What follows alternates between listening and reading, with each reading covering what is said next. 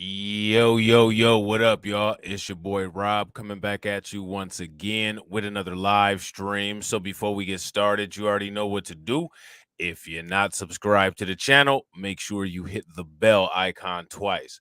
Smash the like button, share this video out to all of your followers, and let's get into it. All right. So, what we're going to be talking about today is some of the new monkeypox talking points, all right, which is kind of disappointing because on this tiny YouTube channel that never gets any recommendations, we figured all of this out and the government failed to have basic instinct when it comes to dealing with this crisis that could have easily, in my opinion, easily been managed.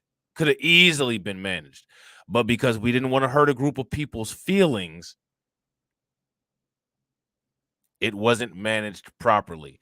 Real quick, shouts out to my man Jay Bird. What up with it, bro? Good to see you as always. So we're gonna hop right into it. We got an article here from the Daily Signal, and what it says is monkeypox primarily affects that particular group. You guys can see it on the screen. Why are we scared to say it? Now, let me ask you guys a question. Isn't that what I've been asking? Isn't that what I've been asking? Jamer said, "Why TD put me out there like that?" That's hilarious. That's hilarious, bro. That's funny. You know what I'm saying? Why are we scared to say it? So that's a good question. Why are we scared to say this? Because let me ask you guys this. Haven't I been saying that? I've been asking this question about this particular disease. I've been showing proof. I've been showing articles. I've been showing follow ups, falling on deaf ears. You know what I'm saying? But now here we are, and we have an unavoidable revelation. And that unavoidable revelation is that whether these people want to be categorized or stigmatized or not, the evidence shows that monkeypox primarily affects a particular group of people. Now, I want to ask you guys in the comment section, you guys can see right here on the screen, who is that particular group of people? We're looking at them. My man Jay Bird says, "You have, bro, and shown facts consistently." Yeah. And YouTube is funny. They still put the little warning down at the bottom. If you need some extra sources, all right, well, don't worry about needing extra sources. I got plenty of sources. You know what I'm saying? I got plenty of sources. You know what I'm saying? And we'll talk about them. So now here it says monkeypox seemingly sprung out of nowhere to infect large swaths of the globe, replacing C19 as the maladie du jour. Experts say that the number of monkeypox cases is severely undercounted, and the World Health Organization just declared the disease a global health emergency. All right. So now I don't know how many people are aware that monkeypox has been categorized as a global health emergency. But in case you did not know that, now you are aware. Monkeypox is considered a global health emergency. Okay. Monkeypox has hit America particularly hard. I don't know if anybody's aware of this. You guys can check the last live stream. The United States has one of the largest numbers of monkeypox cases in the world. The United States has one of the largest numbers of monkeypox cases in the world. That is pretty unimpressive for a first world country. It's not a good look. Our nation has had the most recorded cases on earth, with nearly a third of them centralized in New York City. Now, I got to ask you guys a question. Why are a third of them centralized in New York City? Shouts out to my man Boxing MMA. What's good with it, bro? Good to see you as always. So we are due for a new plague on par with the coronavirus. According to the data, not unless you're this. Now, how many times did we read articles and I kept asking, why are they sidestepping this? Shouts out to my man Black Manta. And yes, please make sure that you guys smash that like button. Also, make sure that you guys share the video out. Follow the backup channels and also follow my other social media so that you never miss a notification. You know what I'm saying?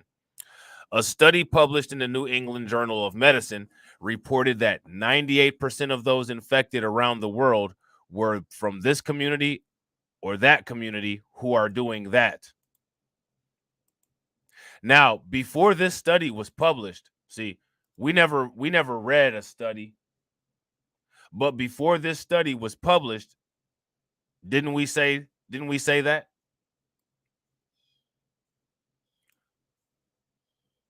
We said that already. Shout out to my man Keith Weston. We said that long time ago. That seemed to indicate definitively that a specific demographic is more at risk for contracting monkeypox than others. You see this? A study published in the New England Journal of Medicine reported that 98% of those affected around the world were from that particular community. All right. Now, we said that multiple times.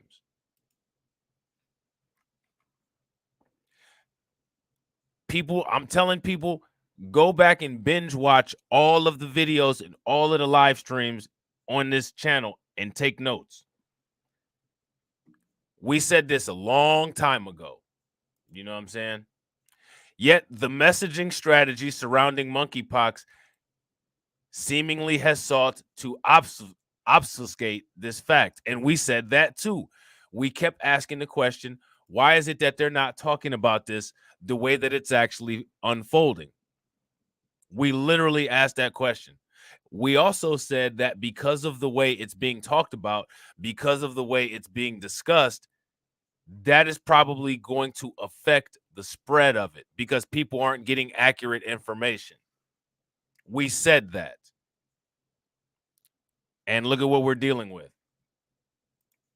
So now here it says, buried under a mountain of menus on the Center for Disease Control and Prevention website is this nugget specifying who should get vaccinated. All right. And this is what it says of the people who should get vaccinated. Currently, this outbreak is largely affecting G, B, or MSM. That's what it's saying on the Centers for Disease Control website.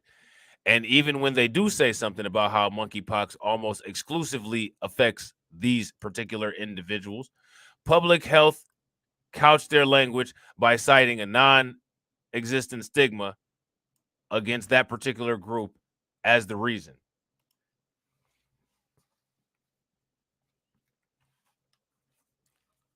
And boxing, MMA, in both of those places is where they've declared a public health emergency.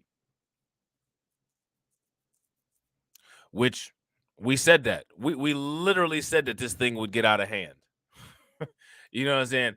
And it has. It's completely out of hand. And I don't think it's going to be managed very well.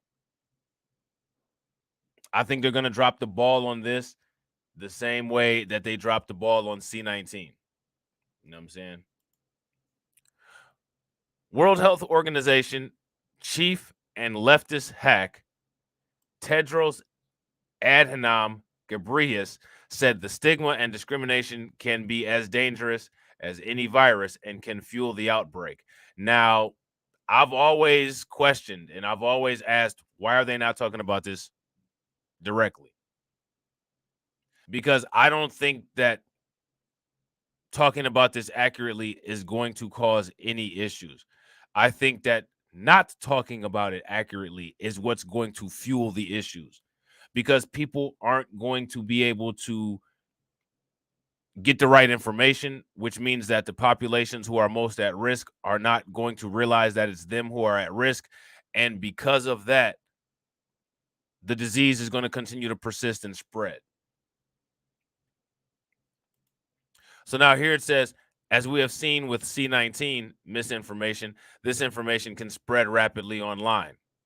To be fair, Ghebreyesus, he did offer a pathetic plea asking these men to stop sleeping around before chiding people for stating the obvious about who gets sick with the disease. So again, this is one of the reasons why there was never, there was never really a good there was never really a good communication, because as soon as you would communicate exactly who it is that is the affected group of people, you get automatically canceled because of that particular population.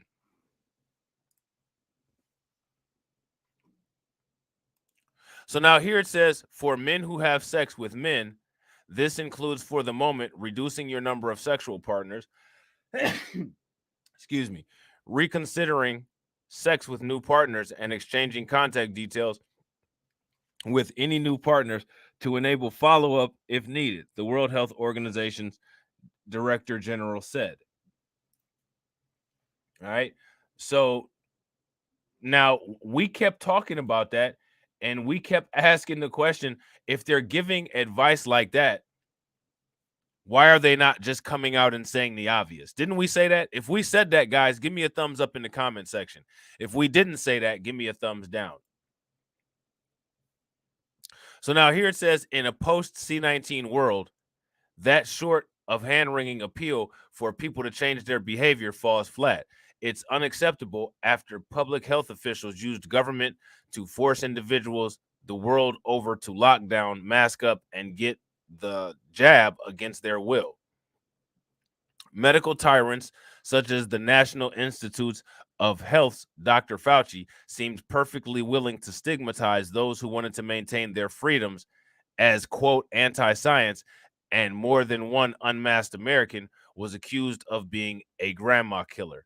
So now we care about hurting people's feelings. Spare me. Now, I got a question. What do you guys think about this article so far? Do you guys agree or do you guys disagree with this? This isn't even the first time that political sensibilities got in the way of an effective public health response. Long before monkeypox, or the novel coronavirus, there was AIDS. The 1980s saw mass panic surrounding this new and deadly illness, although the average American had no idea who could contract the HIV virus that causes AIDS. It was clear to many health experts that the disease desperately affected these particular men. So naturally, they lied and said that it affected everyone. And remember, I kept asking, they would always say men who have sex with men, and then follow it up by saying, but it can affect anyone. And I would say, I understand them saying that, but why are they putting the emphasis on that? In order to decrease the spread, they need to put the focus on the group of people that's spreading it the most, which we know who that group of people is. So now here it says, in a 1983 article, a younger Fauci declared that children and heterosexual adults were at risk of contracting AIDS, as there existed the possibility that routine close contact, as in with the family household, can spread the disease. Now they're literally saying the exact same thing about monkeypox. They're literally saying the exact same thing about monkeypox.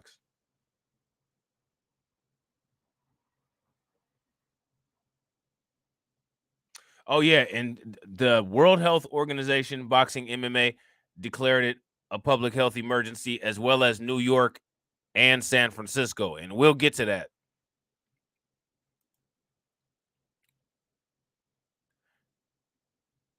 Look at this. The emphasis on the broad reach of the disease has virtually ensured that precious funds won't go where they are most needed, the journal wrote nearly 30 years ago. For instance, though homosexuals and intravenous drug users now account for 83% of all AIDS cases reported in the United States, the federal AIDS prevention budget includes no specific allocation for programs for homosexual and bisexual men. So they were doing the same thing back when HIV happened, simply because they don't want to hurt a sensitive group of people's feelings.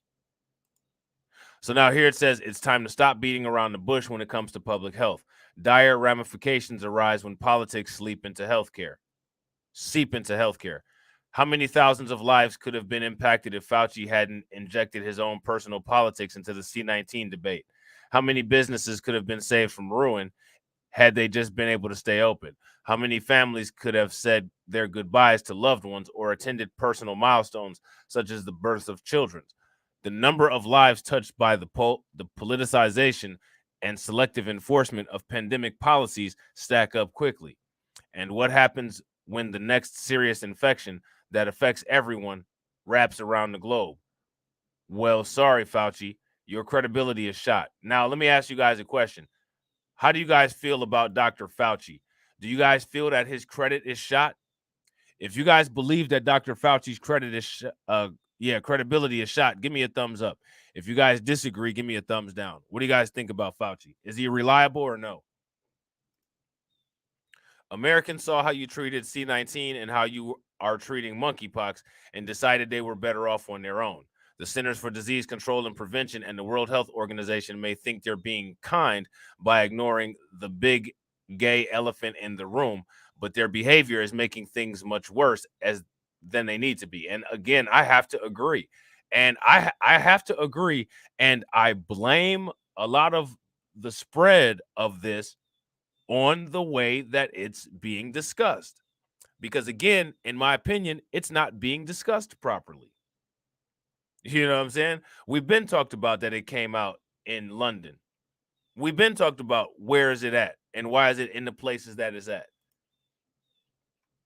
One would think that after 2 years in plummeting trust in world health bodies, a little soul searching would be in order, but apparently not. If public officials won't say it, then we should. Monkeypox poses the greatest threat to gay men. Ignoring that fact is bananas.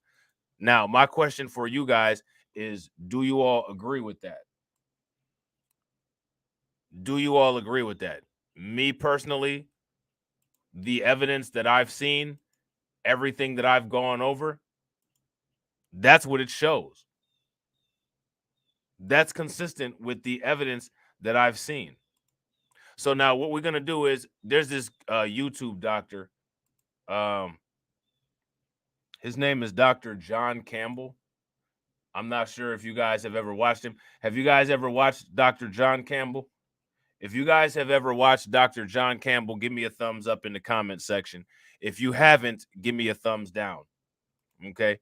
Let's check out what he has to say about monkeypox. And you guys can see what he's titled this video. All right? Right there in the top left-hand corner. Well, you're very welcome to this video, Wednesday, the 27th of July. Now, we don't know which way monkeypox is going to go yet. Is it going to become endemic in Western countries? Could it get into animal reservoirs in Western countries, which would be really bad? We know it's already endemic in parts of Africa, so we don't know which way really it's going to go. And part of the reason I want to do this video is we really need to be erring on the side of caution, because we don't want another transmissible disease to add to the ones we already have. Now, we've got the first firm data now. It's published in the New England Journal of Medicine. It's peer-reviewed, international collaboration. So this is going to be a bit of a data burst on. So now he's citing this this New England Journal of Medicine as well. All right. So just so everybody is aware, he's citing this journal as well. Okay. So now I might actually just make a video and just read over this New England Journal of Medicine just to have it on the record. But that's what he's citing. You know what I'm saying? And in this journal, a lot of the things that we talked about are confirmed, which is one of the reasons why I'm interested in doing a video about it. You know what I'm saying? So real quick, ladies and gentlemen, if you guys have not smashed the like button on this video, please help your boy out. Smash that like button. Really want to get this channel to 1,000 subscribers. You know how YouTube does with my channels. We got 7 live viewers and we got 6 likes. If everybody could bang on that like button, share the video out, that would be awesome. on what we know about this, but this is getting more definitive. So let's jump straight into that now. Here we are. It's from the New England Journal of Medicine. That's the whole title there. Monkeypox virus infection in humans across 16 countries. Of course, always a bit out of date, only goes up to June. But some pretty good, this is the best information we have so far. Now, monkeypox virus, seldom reported outside of Africa before this. Now, there was the very odd case, like every 2 or 3 years, then it would die out. So now this is what I want you guys to pay attention to, because what he's going to end up saying is something that we've all said.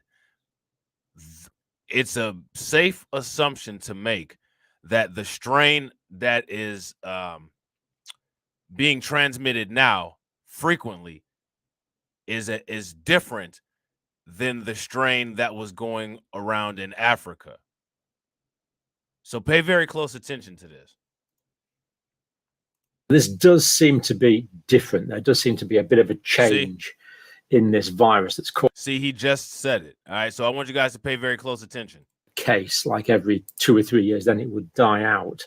So this does seem to be different. There does seem to be a bit of a change in this virus that's causing the increased transmissibility. And we already know that there's different, what we call clade forms of the virus. There's different lineages of the virus that we already know about, but seldom seen outside Africa. Now cases are occurring worldwide. This is a worldwide phenomenon.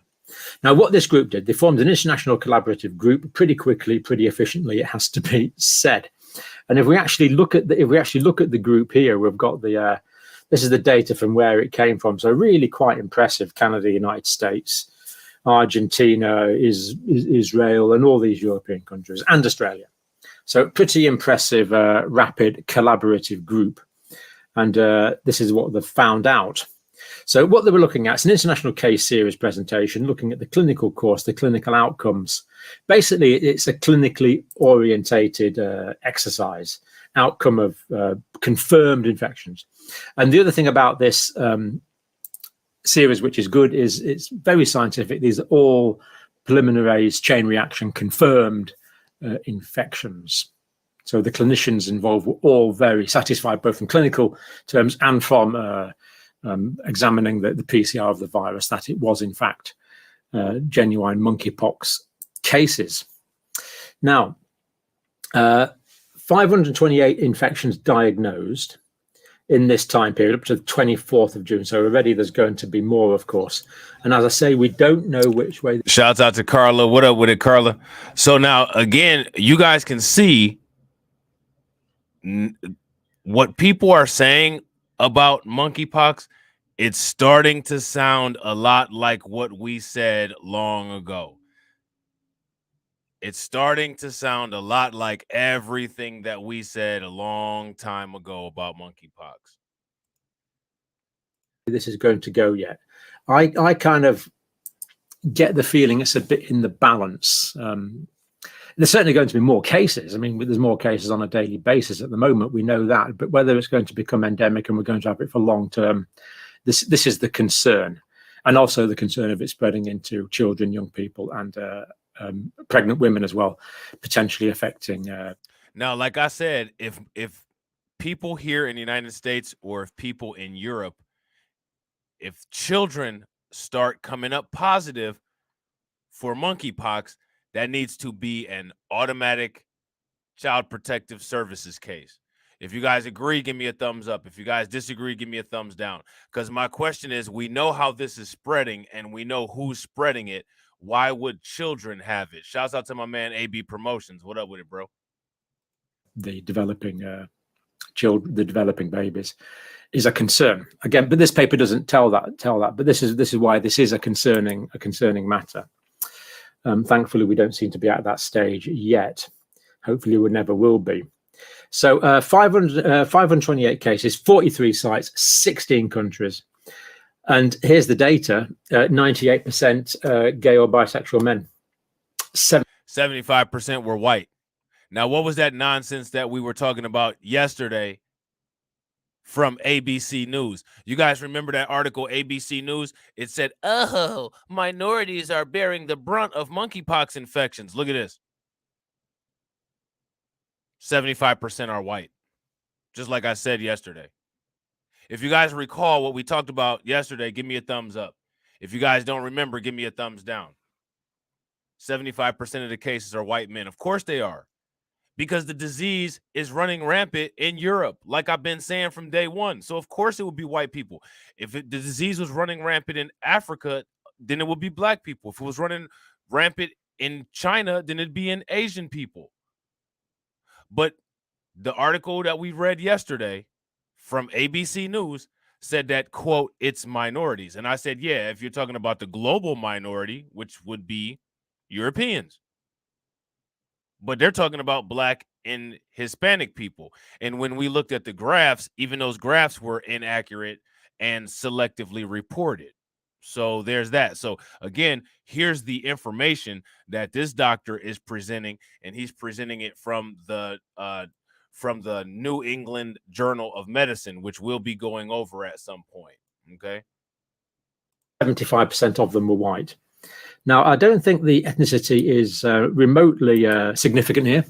I think it just reflects the makeup of the population in the country.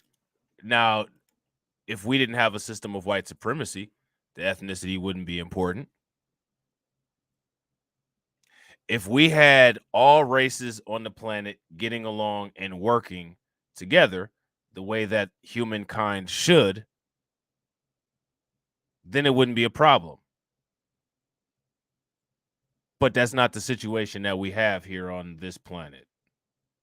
Countries where the data was collected. So I don't think ethnicity is a factor. This can spread in any ethnicity. We're all one race. It's all the human race. Not a factor in this, I am. Now, we're all one race and we're all the human race when there's something that is a sign of spreading rampantly in white people.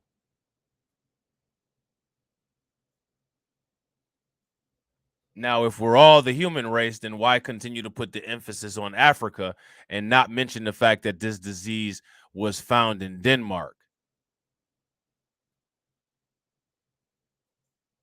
We're all one race. We're all the human race. Yeah, most of us know that. Now, I don't know this doctor. I don't know this doctor's politics. I'm never surprised when I hear somebody that's not black talk like this. Just something to keep in mind as you're listening to this, because the problem is that certain ethnicities have certain practices. I don't know if you guys are aware of what was going on in Crown Heights, Brooklyn, but there's a specific religion of people there. And those people were doing a religious practice at hospitals on babies. And what ended up happening with those babies was the babies started coming up positive for herpes. Why were they coming up positive for herpes? Because of an ethnic practice that was going on.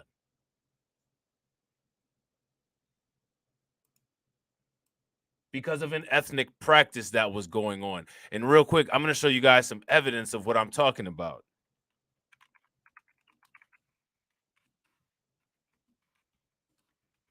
And real quick, ladies and gentlemen, if you guys can, make sure that you guys thumbs up the video. Okay? Make sure you guys thumbs up the video. If you guys haven't subscribed to the channel, make sure that you guys share this video out and hit that bell icon twice. Okay? Now, what I want to do is I want to show you guys something.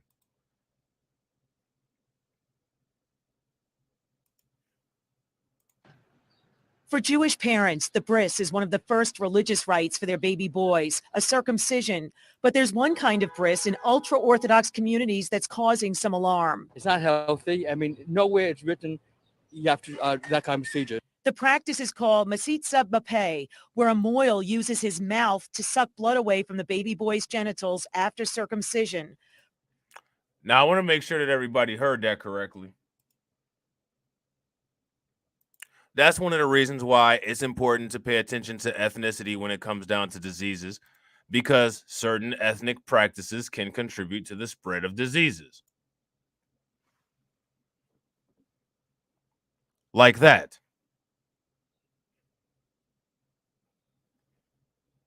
So let's listen to that one more time to make sure that we heard that properly. For Jewish parents, the bris is one of the first religious rites for their baby boys, a circumcision. But there's one kind of bris in ultra-Orthodox communities that's causing some alarm. It's not healthy. I mean, nowhere it's written you have to that kind of procedure. The practice is called masitza b'peh, where a moil uses his mouth to suck blood away from the baby boy's genitals after circumcision. Problem is, the Centers for Disease Control released a recent study showing 11 New York City babies got herpes after this kind of bris between 2000 and 2011. 2 died. So now I want to make sure that everybody heard that, because I think that that's important. If you guys heard that and processed that properly, give me a thumbs up. If you missed it, don't worry about it. You'll get to hear it again. For Jewish parents, the bris is one of the first religious rites for their baby boys, a circumcision. But there's one kind of bris in ultra-Orthodox communities that's causing some alarm. It's not healthy. I mean, nowhere it's written you have to that kind of procedure. The practice is called masitza b'peh, where a moil uses his mouth to suck blood away from the baby boy's genitals after circumcision. Problem is, the Centers for Disease Control released a recent study showing 11 New York City babies got herpes after this kind of bris between 2000 and 2011. 2 died and 2 suffered brain damage. This Brooklyn man with 50 grandchildren is still not concerned. But you can't change the tradition that we have for thousands and thousands of years because something happened. Do you think that moils should be tested for herpes before they perform that bris? I'm not a rabbi. I can't answer you that question. Last September, a Brooklyn boy who was only 2 weeks old died here at Maimonides Medical Center just a few days after he underwent the circumcision ritual. The medical examiner later ruled that he died of herpes simplex virus type 1. And just last week, and if you guys know anything about herpes simplex virus is similar to the virus that causes monkeypox. Shouts out to my man, Deformed Pretty Boy. What up with it, bro? So if you guys weren't aware, herpes simplex, similar to smallpox, is similar to these family of viruses that causes monkeypox. So now the British doctor, and I like his content, but everybody has their faults and everybody comes with critiques. He says it's not important to pay attention to ethnicity. I disagree. Orange County baby was diagnosed with herpes and transferred to New York Presbyterian Hospital. It's not a subject most in the ultra-Orthodox communities want to talk about. You know how they do a bris when a little boy is... No. You can't talk about the bris? No, I don't know how to do it. One moil named Yitzhak Fisher was banned by the state health department in 2007 Shouts out to my man, Emmanuel after he was Carey. linked to 3 herpes infections, including that in a twin boy who died. A concerned Orthodox community... You see that? Spreading diseases. Health Department in 2007 after he was linked to 3 herpes infections, including that in a twin boy who died. A concerned Orthodox community member claims he's still doing bris and says she recorded him on the phone earlier this year. No, I can only do it in nothing to worry about. Ultra-Orthodox rabbis are said to be resisting a city proposal that parents sign a waiver before their infants get the oral suction bris. The worried community member recorded another moil who claims this is how he sterilizes. What I do usually is I pour wine on it. I use strong wine. Wine is alcoholic. Unfortunately, that's not enough to kill the herpes virus, which is carried by 54% of all people in the U.S. and can be fatal to a baby with an underdeveloped immune system. So now imagine if herpes can do that to a baby, imagine what the monkeypox virus could possibly do to a baby. Again, this is one of the reasons why, if you ask me, ethnicity is very important. And it has nothing to do with racism. What it has to do with is certain customs, certain traditions, because they can be old, not modernized, and outdated, can contribute to harming people, as we're looking at right here. I'm Mary Murphy, Pix 11 News. So as you guys see, that came from a legitimate news report. You know, I'm sure somebody will say, "Oh, you're being anti-Semitic and blah blah blah blah blah blah blah blah." Like, yeah, it's not true. I'm gonna show you guys one more video about that because why not?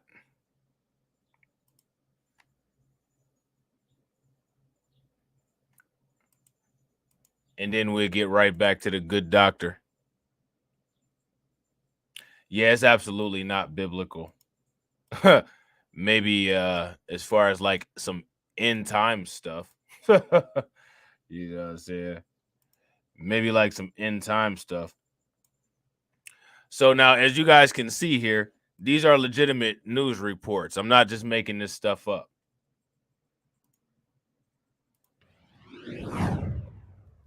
Disturbing allegations are surfacing in a very unexpected place. A man who is supposed to bring joy and holiness to the Jewish ritual of circumcision is now accused of something unthinkable, spreading a deadly disease to innocent babies. News 12's Tara Rosenblum joins us now with her special report, Cradle of Secrets. It's a topic that not many people want to talk about, but an unlikely whistleblower, a young Orthodox Jewish woman, is now speaking out, claiming a local rabbi is infecting babies, making them sick. And what's worse, she says no one is doing anything to stop him. For centuries, when a Jewish baby boy is born, the ancient ritual of circumcision is performed. But in some ultra-Orthodox communities, religious leaders known as moyals also engage in something controversial during the bris. In a practice known as Metzitza B'Peh, or just MBP, the moyal actually uses his mouth to suck the blood from the infant's penis after he cuts off the foreskin. Meant to prevent infection and serve as a celebration of life, News 12 has learned the little-known practice has turned into a curse for life for some babies involved in our area. And it's all because of a local rabbi who's alleged to have a sexually transmitted disease. The rabbis are going to take care of it. They won't let him get away with it. According to these documents we obtained from the state health department, Rabbi Yitzhak Fisher of Muncie has been tied to at least 3 herpes infections in babies, one of whom died back in 2004. Shortly after the tragic death, Rabbi Fisher was forbidden from practicing NBP in New York.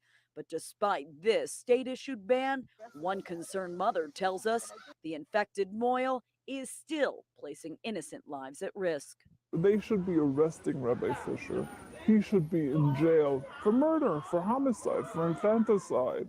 This outraged parent will call Rena, who asked us to disguise her face and voice, claims she can prove Rabbi Fisher is still practicing MBP.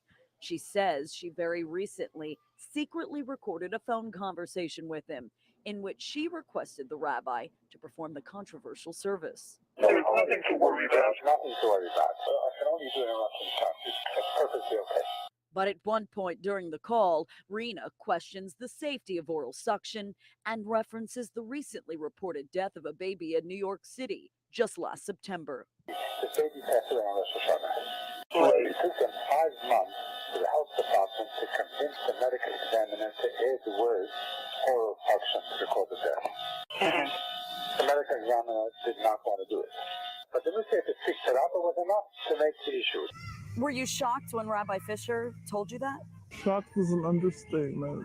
It's unbelievable that this goes on, and this man is maiming and killing children, babies. Yet we found no shortage of Hasidic Jews in Muncie willing to defend the rabbi. Everybody knows he's an honest person. And his actions. We used him and his son in the past, and we've been very happy with him. Traditionally, it's the right thing to do, and we think he's a good person and he's doing it right. This is part of our law, what we have to do. Not so, says Rabbi Yehoshua Krohn. It makes me cringe. The 5th-generation moyal lives just minutes away from Rabbi Fisher, who practices MBP in a very different way. Judaism mandates that we do this mitzvah, this commandment, but in a way that is na'im, which is sweet, meaning that there is no hurt. The point is that there is no harm to the child. In religious circles where they want the metzitza b'peh, we use only the tube. And for those that want it over and beyond the tube, we'll call someone who will do it that way for them. But you never know when that someone else could have a sexually transmitted disease. Just last month, yet another baby got infected with herpes after undergoing MBP in Orange County. Now, Rena is on a mission to spread awareness about the dangers of oral suction, something her own son went through without her even knowing. After the circumcision takes place, I'm handed the baby, but I have no idea what happened there. It's like being in surgery. You're not there when the baby has surgery. I was shocked. I couldn't get over it. I told my husband, we allowed this to happen? He said, nobody asked. This is just how things are done. So I want the Department of Health telling people this is what takes place. You can do it if you want, but know the facts. Know that you're putting your baby at risk. Now, Rockland County's Health Commissioner, Dr. Joan Fussell, refused to speak with us on camera about any of that, but she did tell us that they've agreed to start handing out this informational pamphlet called Before the Bris, How to Protect Your Baby Against Infections. These brochures... Now, why isn't the adult in the situation protecting the baby? First and second of all, listen, there is nothing that says anywhere anything like that needs to be done or is permissible. If you ask me, that is the epitome of disgusting. I don't know how they get away with it. But this is real. And the reason why I'm showing this is because this is a disease that's similar to monkeypox, herpes simplex. As you guys can see, it's being passed along in a similar way. And as you guys can see, if they were to do a sample, it would be clearly a specific ethnicity of children affected by it, and also a specific ethnicity of individuals passing it along. So for the British doctor that we watched earlier to say, well, I don't think ethnicity is important because we're all human, different humans clearly do different things. Brochures will be handed out to all parents of newborn boys here in Rockland County. As for Rabbi Fisher, who we repeatedly tried but were unable to reach, the health department told us he should not be performing MBP anywhere in the state. But because the victims' families refused to press charges against him, it appears their hands are tied when... So you see, now there's a issue, right? And the families are not pressing charges. So pay very close attention. The families are not pressing charges. So this is one of the reasons why this problem hasn't been dealt with, because it's the family that chooses to not press charges, despite the fact that all of the evidence is here. And real quick, ladies and gentlemen, we got 12 live viewers. Shout out and thank you to all 12 people who are watching. If everybody smashes that like button to help us get to 24, that'd be great. Remember, guys, we got a goal of 100 likes per content drop. All right, so help your boy out. Smash that like button, share the video out, invite your friends. Let's get it. When it comes to enforcing the ban, meaning Rabbi Fisher's hands are still free to perform a centuries-old ritual that could place another baby's life at risk. Now, while Rabbi Fisher is not facing any criminal charges that we're aware of, multiple sources have told us he is being looked at by the Brooklyn District Attorney's Office. In the meantime, Rena's just hoping by coming forward, more families will have the courage to speak out, or at the very least, ask more questions before their baby is circumcised. So now here's my question for you guys. Did I make my case about why it's important to pay attention to ethnicity? Did that make my case? If that made my case, give me a thumbs up. If that didn't make my case, give me a thumbs down. I think I made my case. I think I did. You know what I'm saying? Let's get back into this. Well, you're very welcome to this video, Wednesday, the 27th of July. Now, we don't know which way monkeypox is going to go yet. Is it going to become endemic in Western countries? Could it get into animal reservoirs in Western countries, which would be really bad? We know it's already endemic in parts of Africa, so we don't know which way really it's going to go. And part of the reason I want to do this video is we really need to be erring on the side of caution, because we don't want another transmissible disease to add to the ones we already have. Now, we've got the first firm data now. It's published in the New England Journal of Medicine. It's peer-reviewed, international collaboration. So this is going to be a bit of a data burst on what we know about this, but this is getting more definitive. So let's jump straight into that now. Here we are. It's from the New England Journal of Medicine.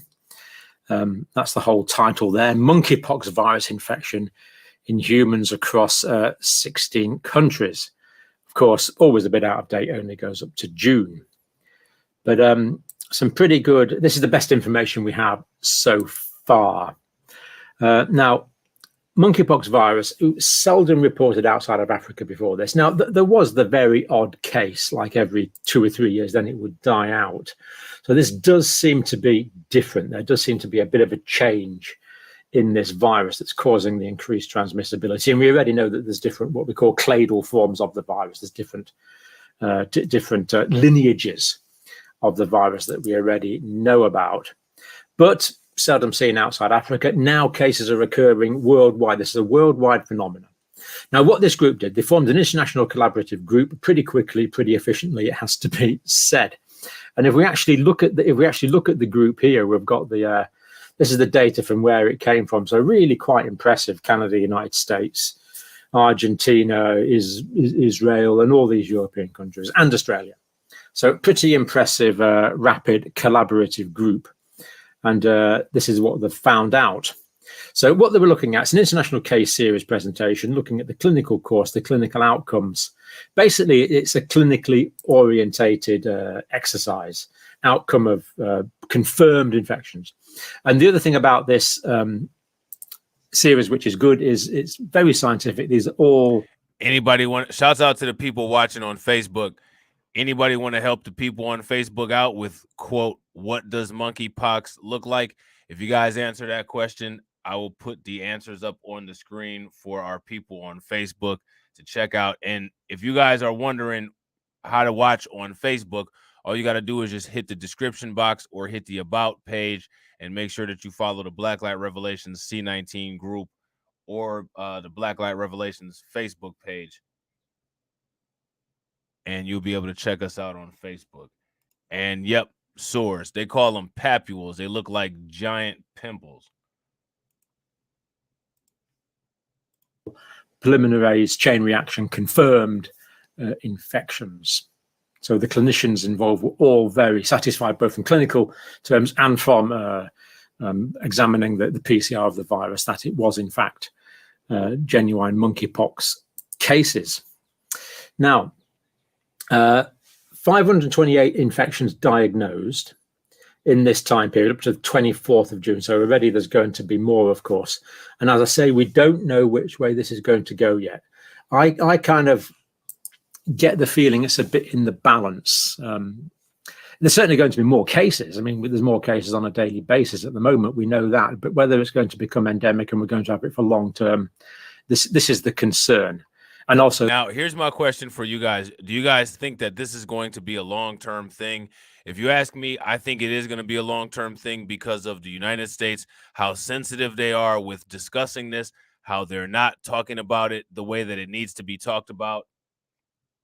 And also how, I don't know if you guys are aware of this now, but there's a shortage of vaccines. How many people were aware that there's a shortage of vaccines? If you guys are aware of that, give me a thumbs up. If you're not aware of that, give me a thumbs down. And real quick, if you guys haven't smashed that like button, please make sure that you guys smash that like button. Also, if you guys are able to share the video out, please make sure that you guys share the video out. But what it looks like is happening is that we're about to be in a similar situation because this wasn't managed from day one. You know what I'm saying? This was not managed properly from day one. So the concern of it spreading into children, young people, and pregnant women as well, potentially affecting the developing children, the developing babies, is a concern again. But this paper doesn't tell that. But this is why this is a concerning matter. Thankfully, we don't seem to be at that stage yet. Hopefully, we never will be. So 528 cases, 43 sites, 16 countries. And here's the data, 98% gay or bisexual men, 75% of them were white. Now, I don't think the ethnicity is remotely significant here. So now I just showed you guys why the ethnicity is significant. Now, we all know about the transmission methods that can occur with monkeypox. Now, that video that I just saw, in my opinion, something like that is how a child could come up positive for monkeypox. And I don't know if you guys have been paying attention to the headlines, but now we're seeing women and children coming up positive for monkeypox. So yes, ethnicity is important, and not because anybody is worse or better than anybody, but because of traditions. You know what I'm saying? So now we got a question over on Facebook. Facebook user says, what are the symptoms of monkeypox before the breakout? So does anybody want to list some symptoms of what monkeypox looks like before the breakout? You guys know what they are. I think it just reflects the makeup of the population in the countries where the data was collected. So I don't think ethnicity is a factor. This can spread in any ethnicity. We're all one race. It's all the human race. Not a factor in this, I am sure. So 75% white. Now, so now again, just pay close attention when it's not something, you know, that's negative. When it's something that's negative that has a majority, in this particular 75% were white. Now it's this is an all humans thing. We're all humans. It's not like that when it comes to anything else. When it comes to something negative, it's not like that. We have to put the focus on, this is a black issue, or, this is somebody else's issue. But when it's an issue that has to do with white people, it's all of a sudden now we're all in this together as humans. Oh, well, okay. Pick one. You know what I'm saying? So we got the pus-filled bumps, fever, and swollen lymph nodes. Those are the signs. No, this is a concern. Headache. 41% of the people that were documented with monkeypox had human immunodeficiency virus. And of course, this is the virus that can cause the acquired immunodeficiency syndrome. Now, we don't know. Okay, so now this is concurrent. We have, it said 41% of the people who have monkeypox are also positive for the virus that causes HIV, which is even more consistent with the group of people that we said are susceptible to this disease. If you guys agree with that, give me a thumbs up. If you guys disagree, give me a thumbs down. But the majority of these people were probably on highly active antiretroviral therapy to keep the viral load down, but still concerning. A disproportionate number, 41%, had this immunodeficiency, even if it was essentially a subclinical immunodeficiency, as moderated by antiretroviral therapy. Quite a concern, of course, in areas of the world like Africa, where HIV is not as well managed. The potential for reverse spread is clearly there. And that is a concern. So 41%. I was surprised it was as high as that, I must say, 41% in immunodeficient or people with human immunodeficiency virus is what we can say. Medium age 38. Now, transmission thought to have occurred through sexual activity, 95%. Now, of course, we know that these pox-type viruses like smallpox and monkeypox are spread by contaminated linen from the lesions, from the infected pus. We know this from the original work done by Edward Jenner and James Phipps and Sarah Nelms, that famous story from the transmission of cowpox and smallpox. but this is monkeypox. So infections from the lesions, whether it's via a fomite or not, direct body-to-body close contact, of course, direct spread of the virus, to some degree a droplet infection. All these things we know, but we now add sexually transmitted infection to this, and I'm going to give definitive evidence for that. Now, here's my question, guys. How long have we been saying that that's exactly how this occurs? How long have we been saying that this is exactly how this occurs?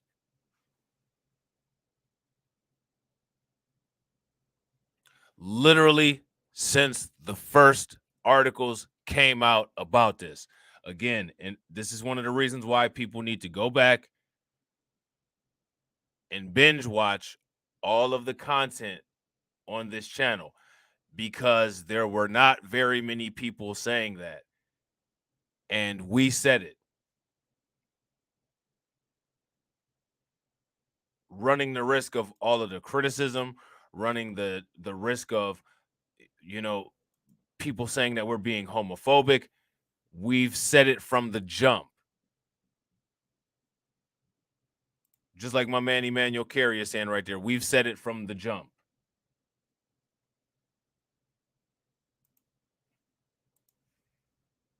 Now, so presentation in this series.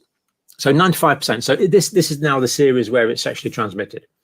A presentation in this series, 95% did have a rash. So only 5% didn't have a rash. 64% had less than 10 lesions. So of course that means 46% had more than 10 lesions. But it's not like the early cases that we showed where people are actually covered in these pustular spots. There can be a relatively small amount of these spots in some cases. So vigilance is required to examine the body surfaces to look for these. Now, 73% anogenital lesions, 41% mucosal lesions. Now, do you see this? 73% anogenital lesions. What does that mean? More than likely, you're getting the lesions, which are pus-filled and filled with fluid that have a large concentration of the actual virus inside of it. You're getting those from where the contact of infected mucosas make contact with each other. Hence, one of the reasons why it would be common sense to assume that this is sexually transmitted, because of the area. If we're talking about, we're going to talk about this maturely. If we're talking about MSM, which is men who have sex with men, anal, genital, common sense. Those are the areas making contact with each other, which means that those are the areas where the transfer of fluid takes place, which means that that is the highest probability of where the infection is taking place. Common sense. Facts, Carla. We've been saying this since day one. We've been saying this since day one. And what else did we say? We said because of the sensitivity in this country, because people are so scared to talk about things as exactly as they are, because it's not being talked about accurately, it's going to cause misinformation and it's going to spiral out of control, and more people are going to get infected. And look where we are now. WHO has declared it an emergency. New York has declared it an emergency, and San Francisco has declared it an emergency, when this could have been avoided. If you guys feel that this could have been avoided, give me a thumbs up in the comment section. If you guys don't feel that it could have been avoided and we're where we are despite our best efforts, give me a thumbs down. Which is the mouth. And given that they go to mucous membranes, I think it's fairly reasonable to assume there's the potential to spread to the vaginal mucous membranes if they were exposed. So now, anywhere where there's mucous membranes is where you can get infected and have lesions. Anywhere where there's mucous membranes. And the reason why is because the mucous membranes are the most absorptive tissues in the body. That's literally a barrier where things from the outside can directly diffuse into your body as well as into your bloodstream. Mucous membranes, the same kind of tissue that's inside your intestines, same kind of tissue that's inside of your mouth, same kind of tissue that's basically inside of any opening. What do they call it? A fistula that goes from the outside of your body to the inside of your body, where your body makes contact with the environment. So any of those areas, and the reason why those areas are where you can get an infection is because they absorb. Those are the areas that absorb things from the outside a lot easier and a lot more readily than, say, for instance, your epidermis. You know what I'm saying? So, I mean, these kind of things here, they should be common sense, but because of the censorship and because of the sensitive nature of groups of people in our country, we're not able to talk about these things accurately. And now we have a global emergency. I'm not going to show the pictures in this. They're pretty unpleasant. If you click on the link I've given you to New England Journal of Medicine, the links are there. Click on it and you can see the very unpleasant, very unpleasant nature of the lesions in this condition. Now, 54 individuals had a single genital lesion. That's interesting. So sometimes now you see how it says 73% of these are anal genital lesions. Now here it says 41% had mucosal lesions. How much do you want to bet that greater than 50% of this 41% are inside the mouth and throat?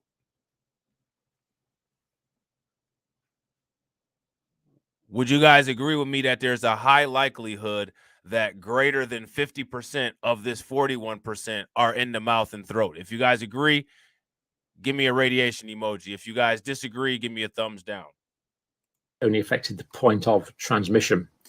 Now, common systemic preceding features before the rash. So this came before the rash. Fever 62%, lethargy, tiredness 41%. Myalgia, the muscle pain, 31%. Again, very common in fever type things. We know these.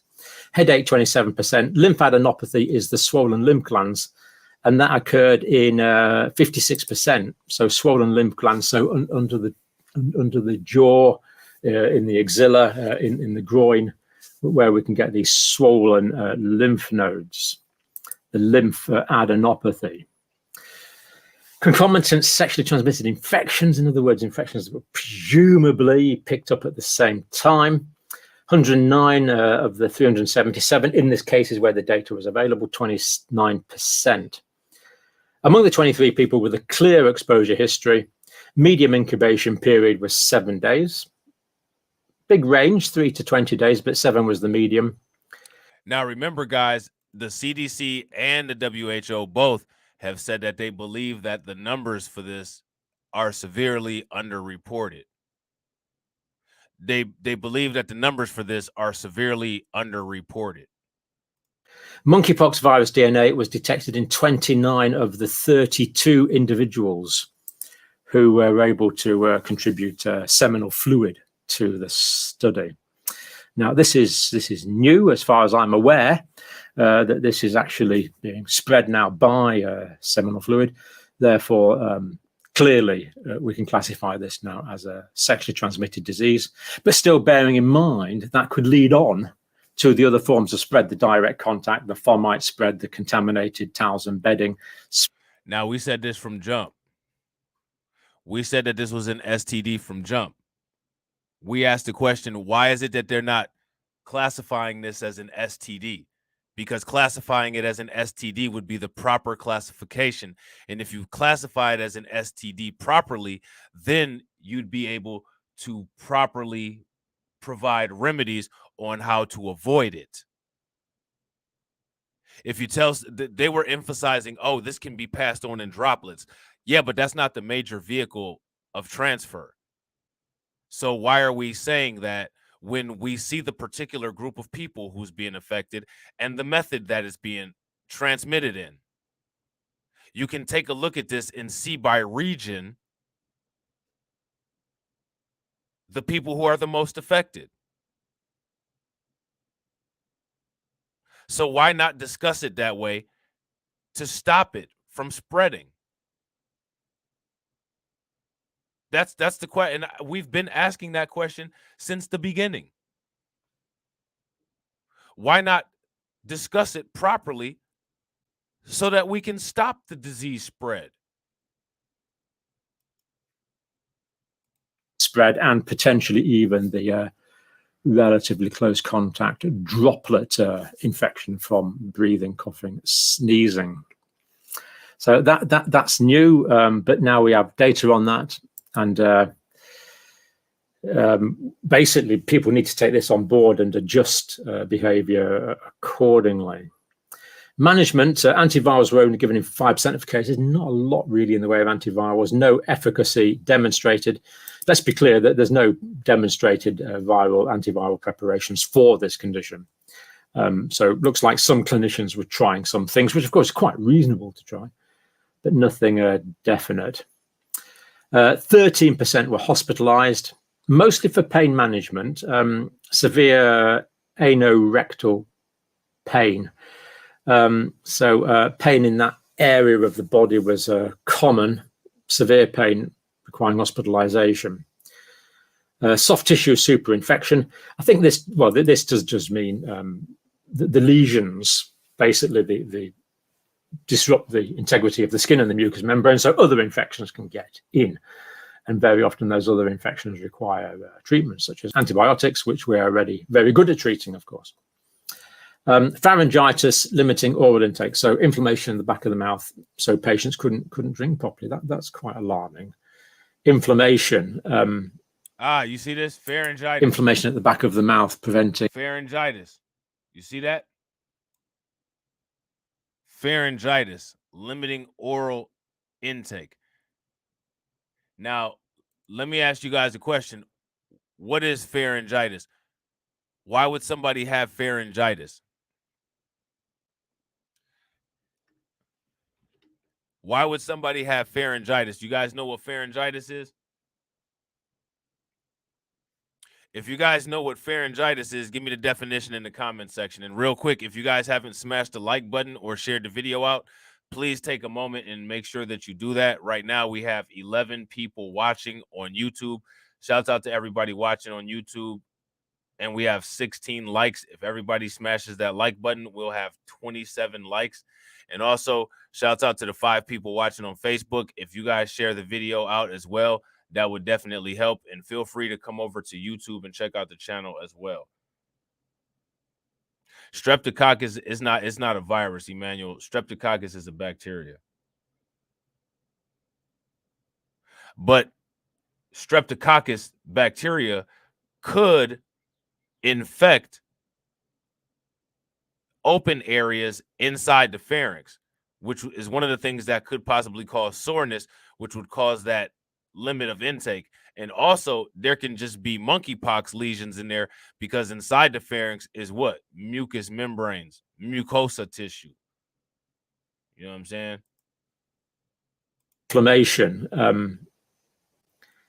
Inflammation at the back of the mouth, preventing swallowing.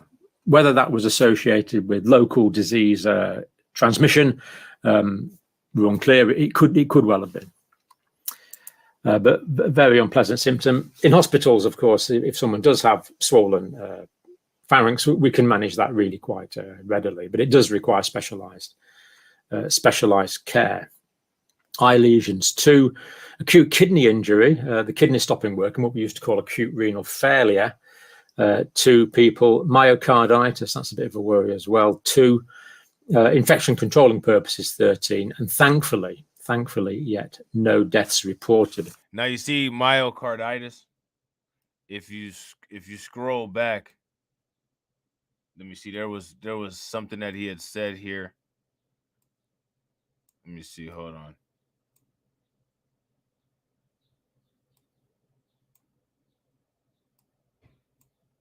There was some kind of muscle inflammation that he was talking about. But that's where that myocarditis is. The myocarditis, myo means muscle, card is your heart, and itis means inflammatory or inflamed. So the muscles on your heart are inflamed. You know what I'm saying?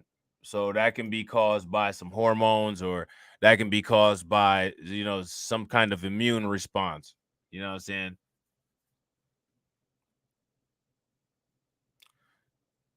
Eye lesions, eyes are mucosa. You know what I'm saying? Your eyelids, you know what I'm saying? The soft tissues in your eyes. And acute kidney injury can occur because of all the immune action. You know what I'm saying? The cell death. Your kidneys have to process that to get it out of your body. So, if you don't have a GFR that's up to par, that can cause some issues with your kidneys. You know what I'm saying? So that's a bit of a worry as well. 2, infection controlling purposes, 13, and thankfully, yet no deaths reported. So what do the authors conclude? Monkeypox pat manifests with a variety of dermatological and systemic clinical findings, as we've just specified. Need for rapid case identification and diagnosis of cases to further contain community spread. And because this disease could go either way at the moment, it really is a time for considering reducing high-risk behavior. I mean, the kind of behavior that causes this is those sex parties, European sex parties. You know what I'm saying? And that's what they were talking about when they were talking about the travel and people who come back from these travel destinations and spread monkeypox. So my thing is, why aren't they talking about, okay, use protection or practice abstinence? You know what I'm saying? Don't just sleep with whoever you swipe right or left on whatever, what's the name of that thing? Isn't it called Grinder or something like that? That app, you know? So, be mindful, be responsible, use hygiene. You know what I'm saying? Use protection or practice abstinence. Like, I don't understand what's so difficult about that. So that's an international update on monkeypox, brief, but lots of data there. So we will be following this up with other. We've got a lot more national data, but I wanted to get those main points out at the moment. So bear in mind, this could go either way. Let's proceed with extreme caution. On the side of caution, we do not want another endemic transmissible disease. Thank you for watching. All right, so there's that. All right, so now there's a doctor. You know what I'm saying? That's a physician right there. And for the most part, he came up with the same conclusions that we came up with. And we came up with these conclusions very early on. It was at least a month and a half ago. So now the things that we were saying a month and a half ago are what they're saying in the mainstream media. Look at this. Here's an article from the Sacramento Bee. Who's getting monkeypox in California? State releases its first demographic breakdown. So before we read this article and before we go into this, let me know in the comment section who you guys think is getting this.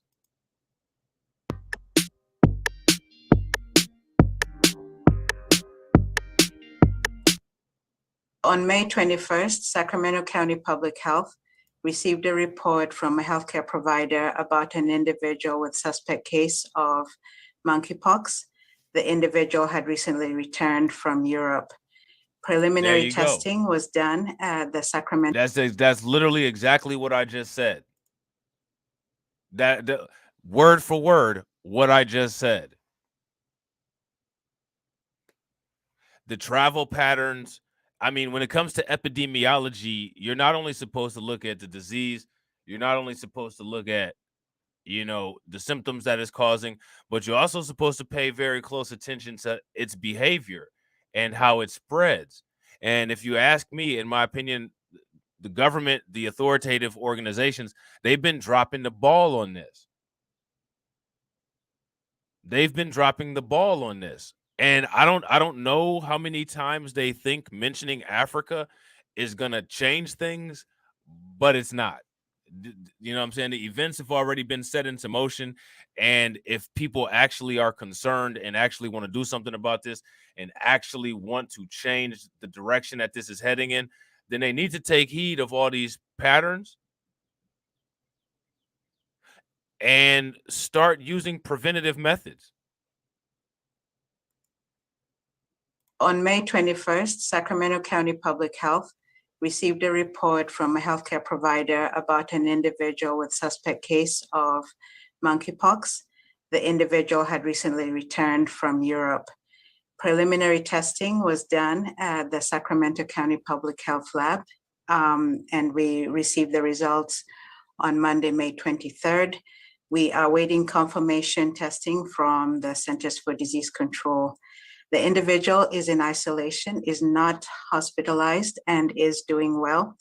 Sacramento County is coordinating with CDPH and CDC to identify and evaluate close contacts. Monkeypox is a viral disease with similar symptoms to smallpox infections, but clinically less severe.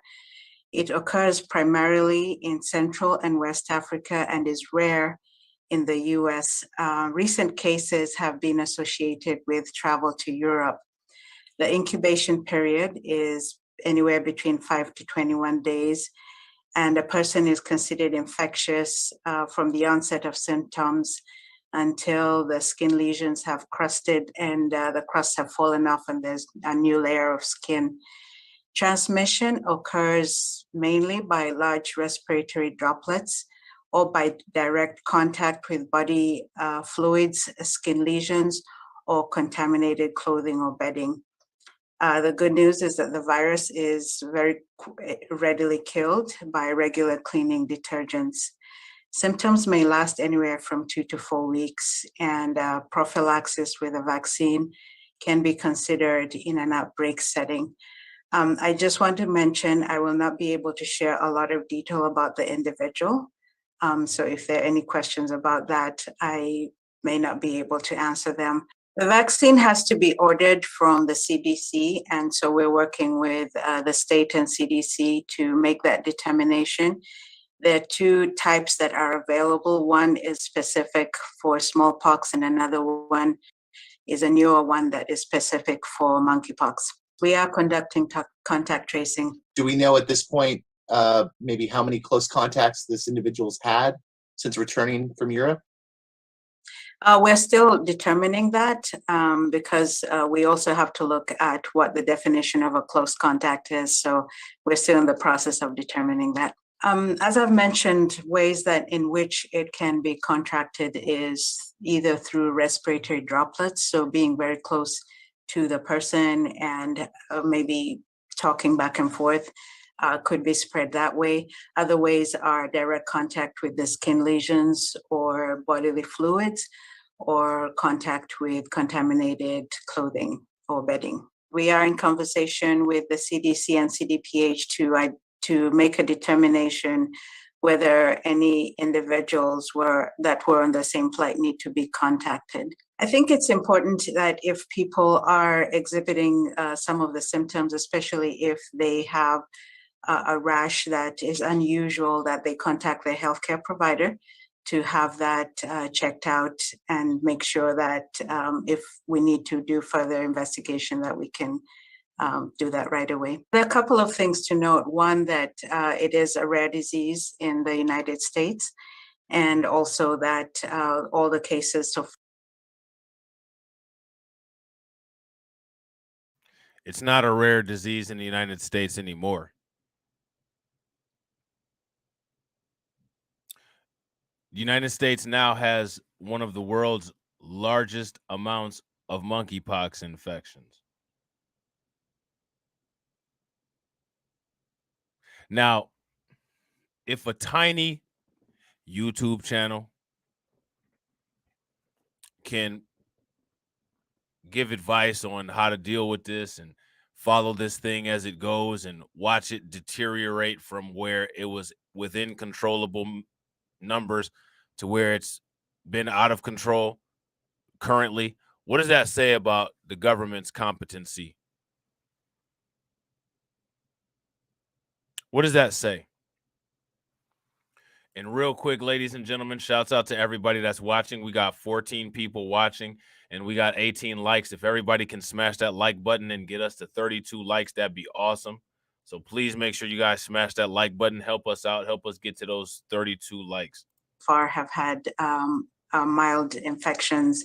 It's important, though, for people that do fit the history, especially of travel to Europe, and are exhibiting some of the symptoms, especially the rash, that they seek care, because that's being able to get information out through the media is one way that we can get different individuals within the community to know about what's happening and also to seek care when needed. It's very different from COVID because of the way that it is transmitted.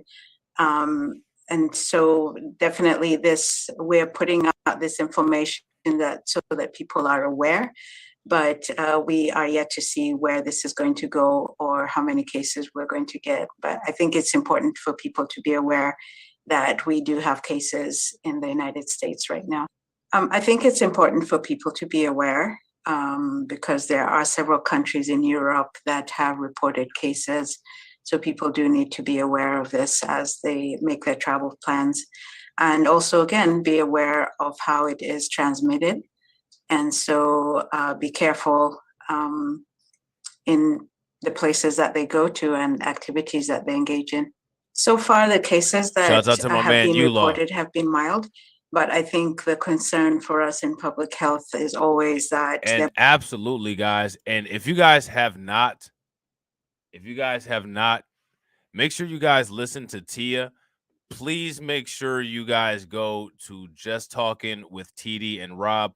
We are right on the brink of 1,000 subscribers for that channel. So shouts out to you guys for the support and shouts out to you guys for liking the videos and watching them. If you guys are not subscribed to Just Talking with TD and Rob, if one of the moderators could put the link to the channel in, make sure you guys go over there, check out all the videos, share them out. We're almost at 1,000 subscribers. It would be awesome if you guys could get us to 1,000 by the end of the day.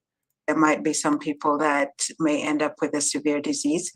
So we want to make sure that we prevent any additional cases. All right, so there's that. Okay. Who's getting monkeypox in California? State releases first demographic breakdown. So what do you guys think?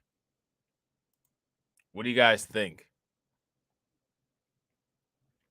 The vast majority, but not all, of the nearly 800 Californians who have contracted monkeypox in the 2 months since the state's outbreak began have been gay or bisexual men. And nearly 3/4 of them have been between ages 25 and 44. So now, remember, guys, we've been saying they need to say something about that. We've been saying, like, you guys gonna say anything about that, or just gonna continue to keep acting like we're gonna ignore that? And apparently, seems like they just wanted to ignore it. Seems like that was the easier thing to do. Well, now we have to deal with an emergency, and I don't think that that's easy to do.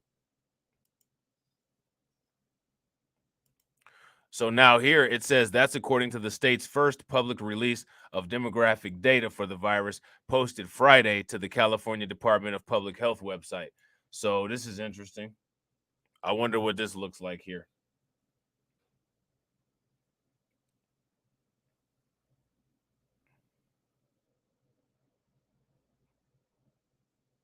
This is fascinating. So if we get time, we can look at that. If we don't get time, we can check this out tomorrow. Because again, when it comes to this entire thing, like I said, the movement of the disease is important to pay attention to.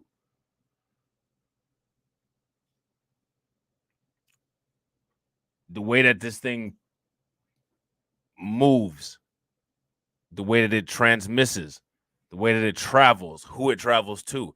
That is extremely important to pay attention to. It's not something that should be ignored. And part of the reason why this is out of control now is because the people who should have been making informed decisions have been ignoring certain facts about this. So now here it says that's according to the state's first public release of demographic data for the virus posted Friday to the California Department of Public Health website and giving a breakdown of the 786 probable and confirmed cases reported through Thursday.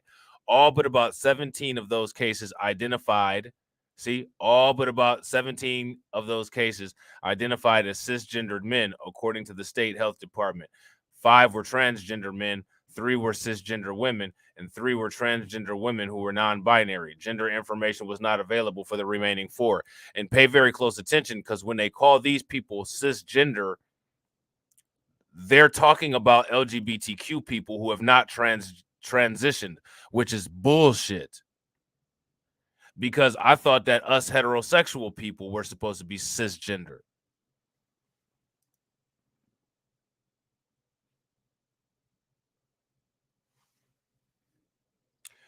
That's one of the this disease is exposing the issues with the pronouns. This disease, ladies and gentlemen, is exposing the issue with the pronouns. You know what I'm saying? So now here it says among the 554 cases with sexual orientation available, 92% were gay or lesbian, 6% were bisexual, and 2% were homosexual. Heterosexual, I'm sorry. 2%. Only 2% are heterosexual. And every time they talk about this disease, they keep talking about, but everybody can get it.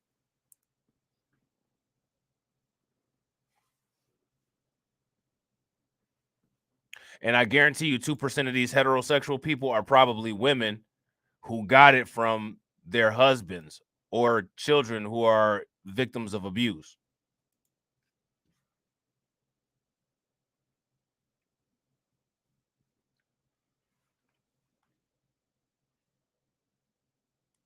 So now here it says sexual orientation data was missing or unknown for more than 230 of the cases.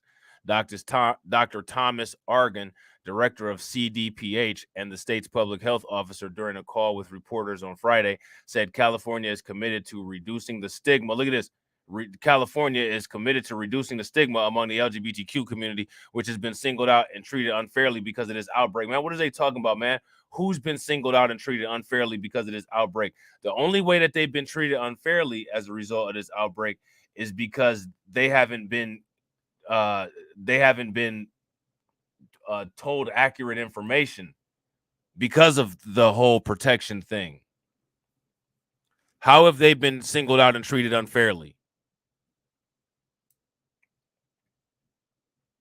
The only reason that they've been singled out and treated unfairly is because there hasn't been enough exposure and talking about this accurately because of people trying to sidestep the issue that this involves LGBTQ people.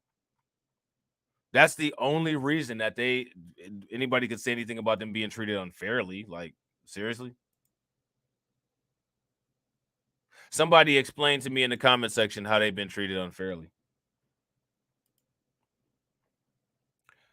So now here it says no single community is to blame for the spread of any virus, he said. Well, I mean, the virus originated in Denmark in a lab.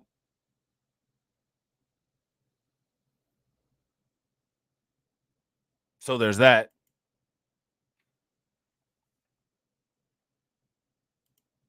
Now,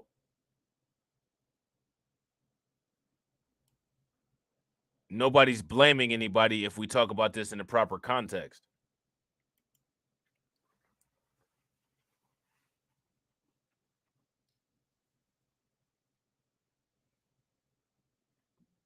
So, see, this is babble right here. This is nonsense. Now here we go again. Monkeypox can infect anyone. This is the same thing that article from the Daily Signal was talking about. Monkeypox can infect anyone, but then when we go back up here, we're talking about how only 2% of the cases are heterosexual.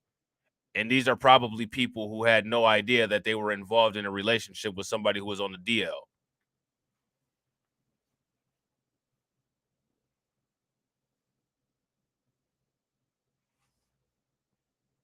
Like, this is nonsense. So again, we lead off with monkeypox can infect anyone after just saying up here 92% were gay or lesbian, 6% are bisexual, and the smallest amount, 2%, are heterosexual. But here we lead with monkeypox can infect anyone. How can monkeypox affect anyone? Somebody explain that to me. How?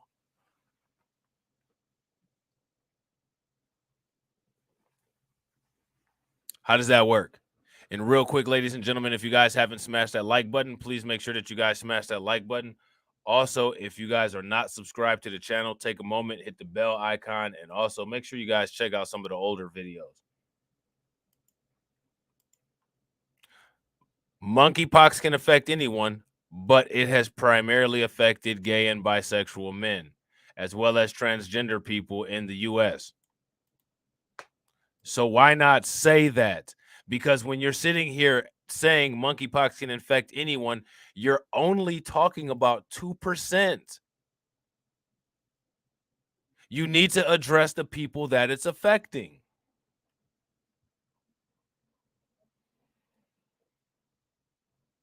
That is why it's out of control right now.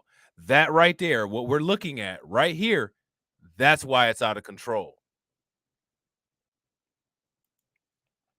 It spreads through close contact with other people or linens like sheets and towel. Here we go with that shit that infected people have touched.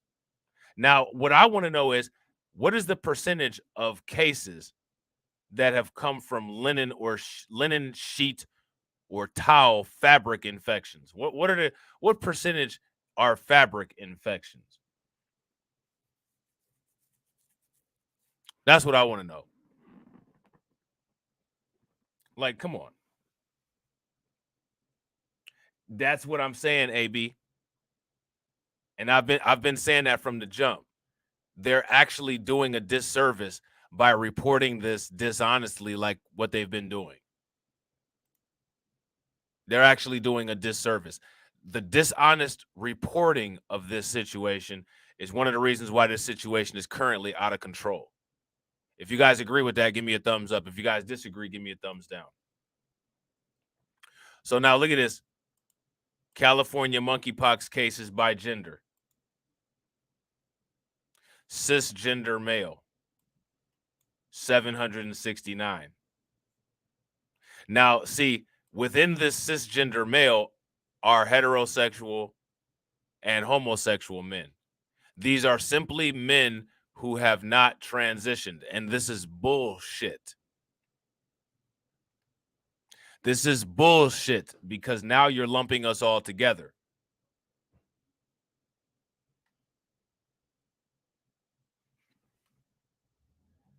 Where's the heterosexual LGBTQ? Where is that? Now it's just cisgender male and transgender male. There's no bisexual, no none of that. So now you're lumping all the men together, and they're doing this to skew the data. They're doing this to hide the fact that the particular group of cisgender male who are bisexual are the ones that have the large percentage of the cases. And see, shouts out to Carla and shouts out to Val. This is one of the reasons why we need our own think tanks, because we need our own data because of dishonest reporting like that. I want to know what males make up this group of cisgender, because I see cisgender, I see transgender. I don't see the L, G, B, or the Q. All I see is the T. And last time I checked, it was a whole alphabet. So where's everybody else? Oh, that's where everybody else is. Everybody else is mixed in here to make people feel good. You know what I'm saying?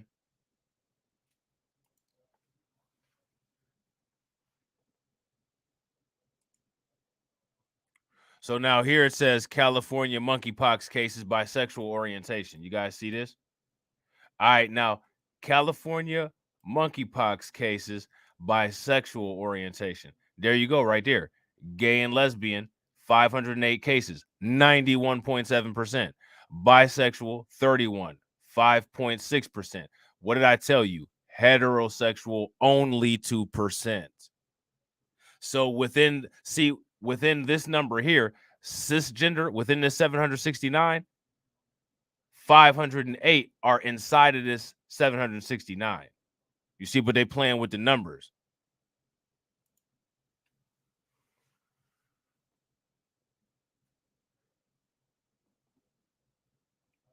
They're playing with the numbers. So now here it says of the 768 cases to date, only 11 have required hospitalization, according to the CDPH, which is less than 2%. None have died. By age, Californians between 35 and 44-year-old have made up 38% of the cases, followed closely by those 25 to 34 at 37%. Those between 45 and 54 years old accounted for another 5%, and ages 28 through 24 made up 4%. All right, so now, I mean, that's nice to have the age demographic there, but we know that the age isn't the determinant demographic unless we're talking about gay men older than 18 who have traveled to Europe. You know what I'm saying? So now here it says only 1.3% or were 65 or older. One juvenile monkeypox case has been recorded in California to date. See, I told you, over 18. Look at this. About 45% of the cases have been white, 36% Latino, 9% black, and 6% Asian, according to the CPDH. There you go. There you go right there. Race and ethnicity. There it is right there. So what was that article from ABC talking about yesterday? Shouts out to my man Carlton Way. There it is right there. How many of you guys remember the live stream that we did yesterday about this? You guys know I usually only do one C19 report a week, but I had to do this one while this data was fresh and while the information was fresh on you guys' mind about what we talked about in that last stream. Because in that last stream, they said, oh, well, you know, monkeypox is affecting minorities the most. How? Well, shouts out to my man AB Promotion, like my man AB Promotion be saying. How, Sway? You know what I'm saying? Look at the charts. But and this is in California, one of the places where it's been considered an emergency. About 45% of the cases have been white, 36% Latino, which if you add these together, that'd be a larger number for white. 9% black, which would decrease the black and Asian numbers. Because we're not taking into consideration how many of these Latinos in California are Caucasian, which is probably about 70%. Which would decrease the 9% for the black and would decrease the 6% for the Asian. And would bump up and combine this 36 with the 45.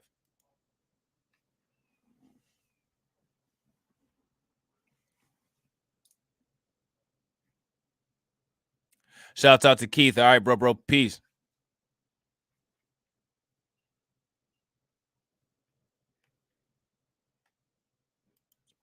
So now here it says state health data show 261 cases among Los Angeles County residents and 257 among residents of San Francisco. The latter city on Thursday declared a monkeypox public health emergency. San Francisco declared a monkeypox public health emergency. Now, there you go. You can see the cases right there with the graphs. The Sacramento County Public Health Office as of Friday had detected 43 monkeypox cases among county residents. The first case identified by Sacramento County on May 24th was also California's first. All right, so now here we go right here. California monkeypox cases by race and ethnicity. And I mean, there it is right there.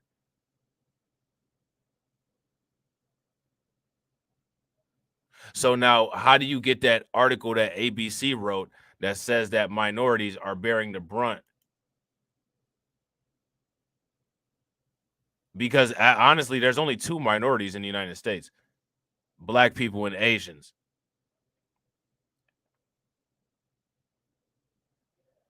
Latinos and whites, we can say that they're the majority.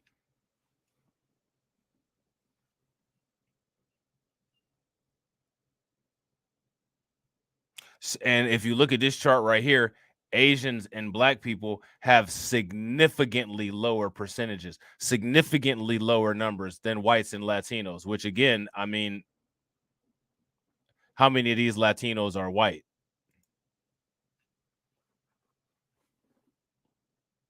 How many of these Latinos look like Sniper Wolf or Ted Cruz? So, like, let's cut the games.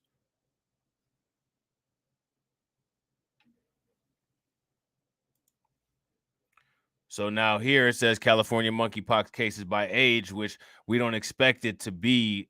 Like, again, we said this 0 through 17 years old, one case. I mean, again, and that one case should be looked at by CPS because it's under 18.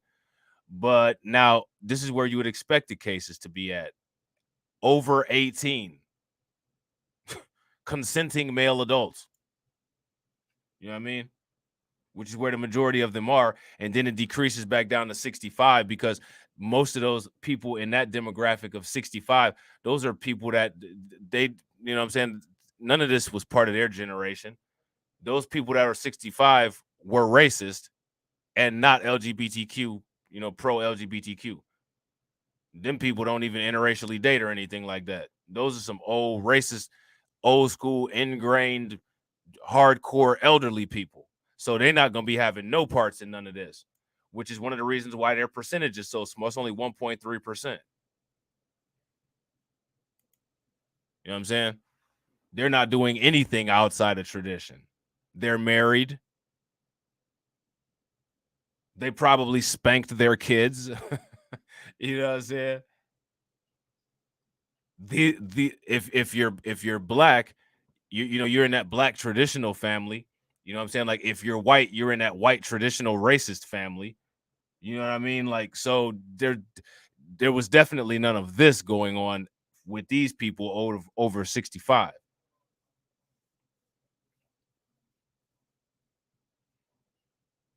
Those are the true, actual, for real sides of conservative America.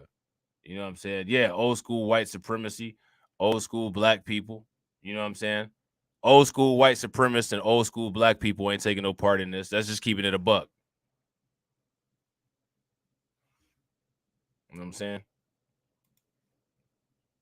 So now that's the end of this article here. And again, this article here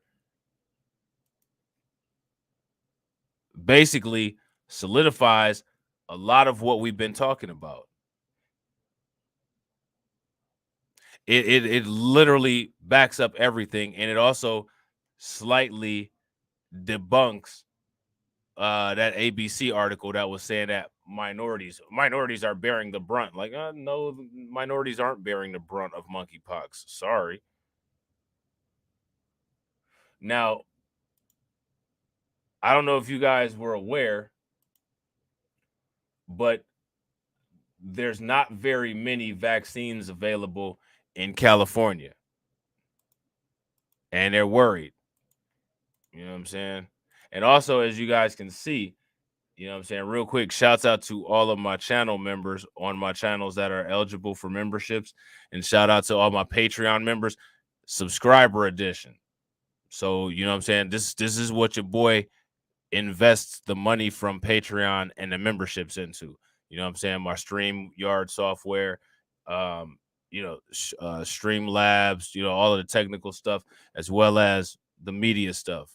You know what I'm saying? The newspapers, the local news outlets, you know what I'm saying? Academic journals and stuff like that. So, like I said, I reinvest that stuff into the platform. You know what I'm saying? So here's proof right here. If this was just regular Sacramento Bee, it wouldn't say subscriber edition up top. You know what I'm saying? So just so y'all know, this ain't the only one that I'm subscribed to either. You know what I'm saying? So now here it says California considering monkeypox state of emergency as vaccines remain very scarce. So remember, San Francisco declared an emergency, not the entire state of California. So this is big, California declaring a monkeypox emergency. So let's check this out real quick. Hello, this is Governor Ron DeSantis. Joe Biden has opened up our southern border. You have illegal. And once again, I'm Mike Meeback. And I'm Jana Katsuyama. So I don't know what's up with this, but I can't hear any sound. You guys able to hear any sound? San Francisco. Oh, okay. Yeah, it's going. Okay. All right. Hold on real quick. Let me back this up. Real quick, you guys, if you guys haven't smashed that like button or shared the video out, make sure you guys do that real quick. And good evening once again. I'm Mike Meeback. And I'm Jana Katsuyama. San Francisco's Department of Public Health expects to receive at least 4,000 doses of monkeypox vaccine tomorrow, a much-needed boost as cases do spread and demand for the shot outstrips supply. Tonight, we spoke with a Bay Area man who has contracted the virus. He is in isolation right now, but he shared his thoughts. New at 11, his firsthand experience and frustration. I'm on day 18 of quarantine. I pretty much started on July 1st. Stephen Ferris says it was the week after SF Pride that he learned he'd been exposed to monkeypox. He immediately got a vaccine, but the next day... Did you see that? The week after Pride. Now, here's my question. Why do you guys think that he was exposed the week after Pride? Frustration. I'm on day 18 of quarantine. I pretty much started on July 1st. Stephen Ferris says it was the week after SF Pride that he learned he'd been exposed to monkeypox. He immediately got a vaccine, but the next day, the monkeypox symptoms began. The flu symptoms lasted for like 3 days. They were pretty bad. And as soon as the flu symptoms kind of went away, the pox started spreading, and it took about, like, they spread for about a good week and a half. Ferris shared these photos of his lesions. He is one of some 80 people in San Francisco who have... You guys see that?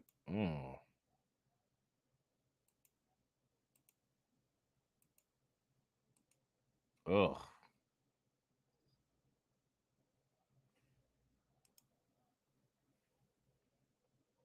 That's what the lesions look like.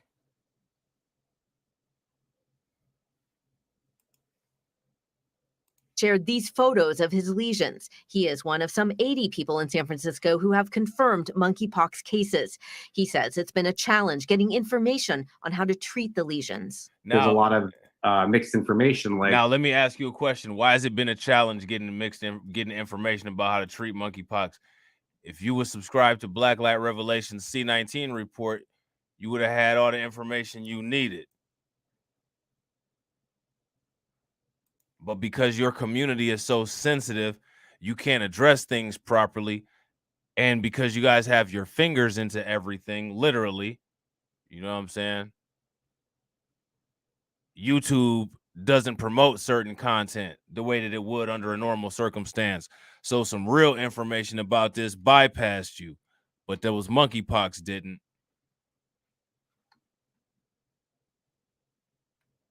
So there's that. You know what I'm saying? And I mean, that's just the truth, because we've been asking since day one, how come they're not reporting this accurately? Because people are sensitive. We don't want to stigmatize. You know what I'm saying? That's what they said in that article that we just read. They didn't want to stigmatize. Well, what happens when you talk around the truth? You don't deliver the accurate truth. And when you don't deliver the accurate truth, it puts people at risk. I mean, that's what happens. A lot of mixed information, like, do you keep the sores dry to help them crust quicker, or do you use like healing ointments? Ferris says he's been in touch with friends across the country. No, dude.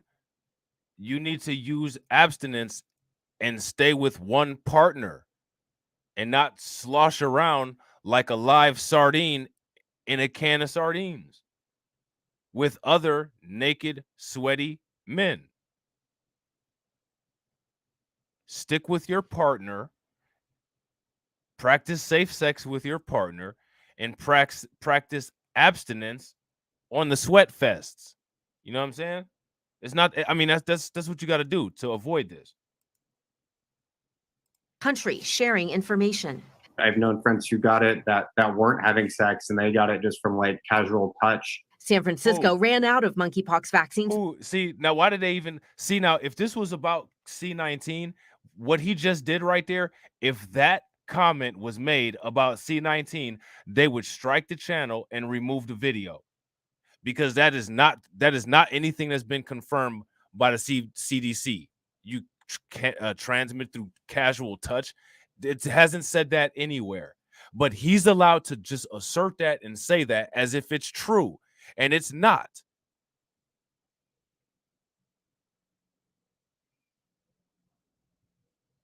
Exactly. What is casual touch? What kind of casual touch are we talking about here? A handshake? Shake twice? What are we talking about here? What is casual touch? Like, no.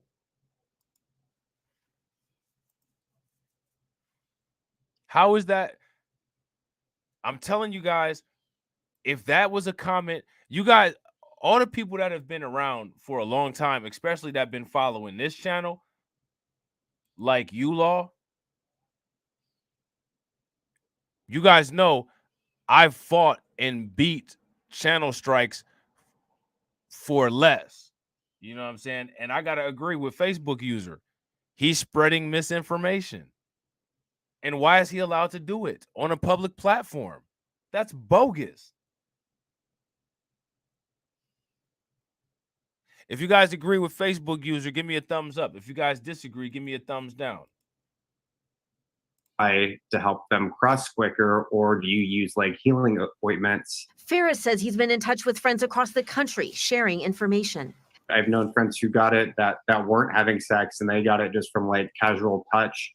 How? Then how come the CDC hasn't gotten those individuals and studied them then? Because if that's the case, that's a new vehicle of transmission, and that needs to be accounted for.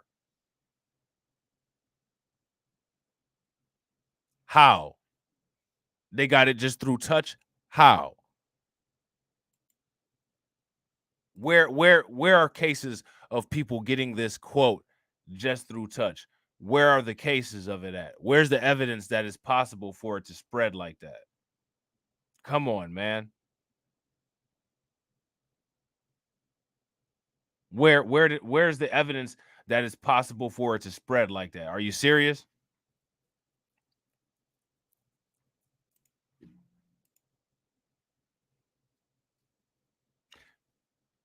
Is there anybody in here who has heard that it's possible for it to spread like that?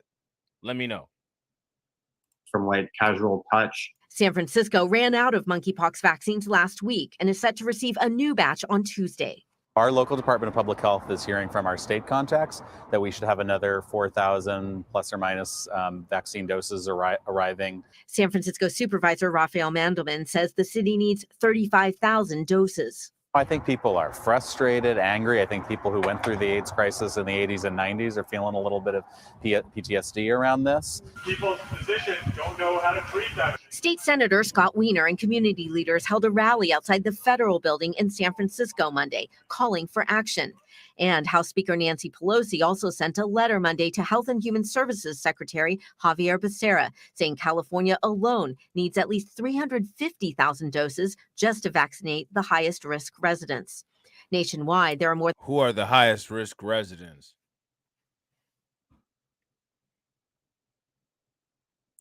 Well, another thing, this also shows who the actual LGBTQ people are, because they always, when it comes to the LGBTQ people in the rainbow flag, they always put a brown fist or a black fist over that flag.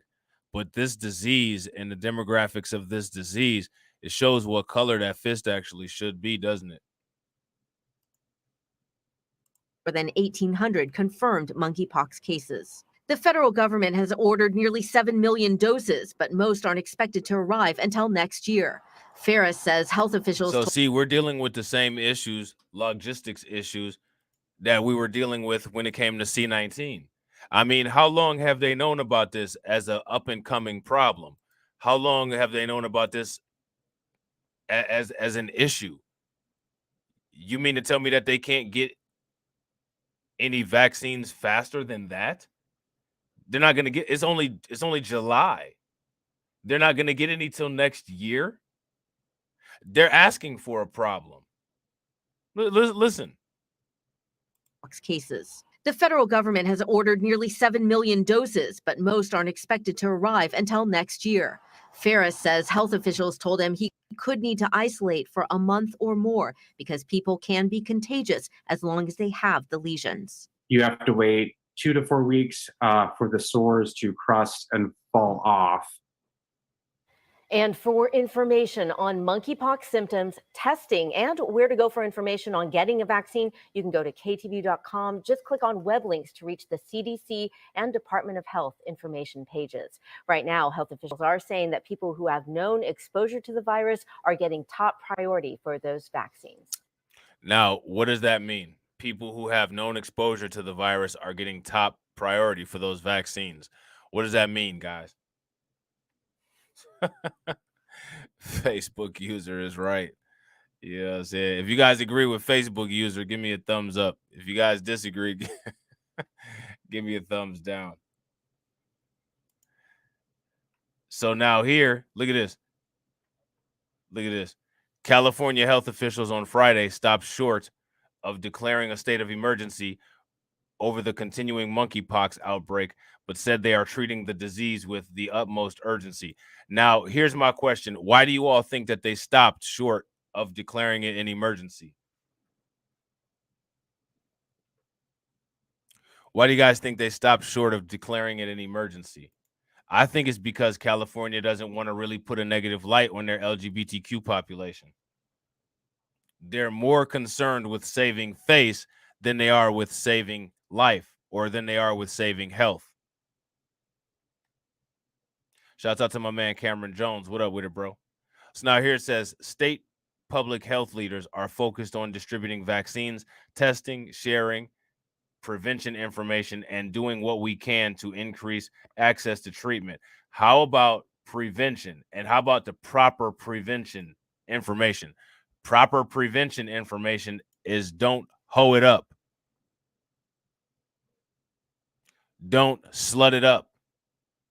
If you're going to go to those parties, control yourself, or go to those parties with your significant other and only engage with your significant other.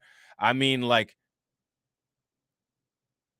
you know, if this was going, if this situation was going on and it was going on with heterosexual people, I would be like, yo, if you're a swinger, if you're a hoe, or if you're a dude that's, you know, messing around with multiple women, stop. So I don't understand why that can be said to heterosexual people, but there's an issue saying it to LGBTQ people.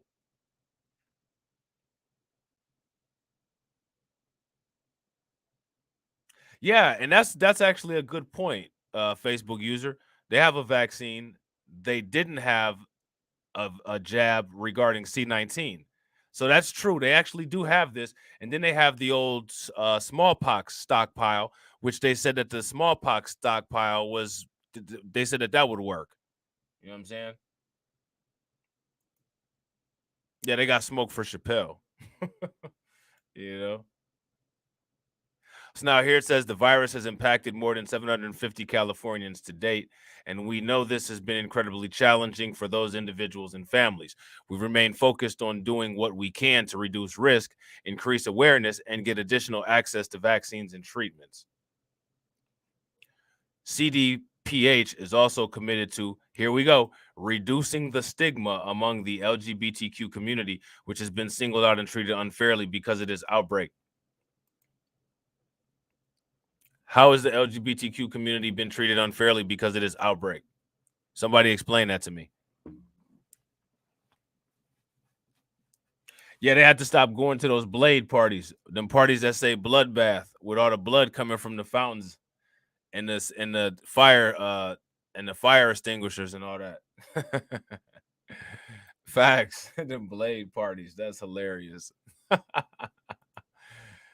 No single individual or community is to blame for the spread of any virus, he said. Well, again, like I said, this came from a lab with monkeys in Denmark. So why if that's the case, then why is Denmark not being mentioned as much as Africa is being mentioned?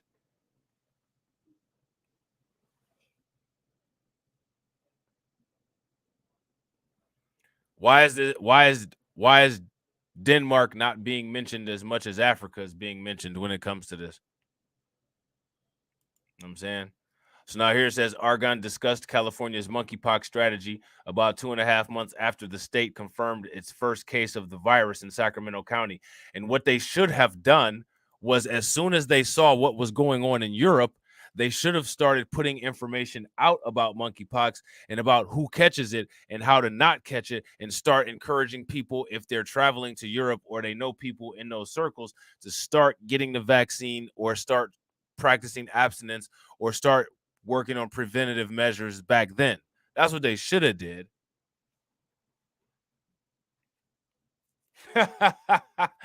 Carlton says, I have a feeling that one of the black Democratic coons will come out to shift the stigma of monkeypox on black people. Give it about a week for it to happen. If you guys agree with Carlton, give me a thumbs up. If you guys disagree, give me a thumbs down. Who do you guys think will do it? I think it'll be Maxine Waters.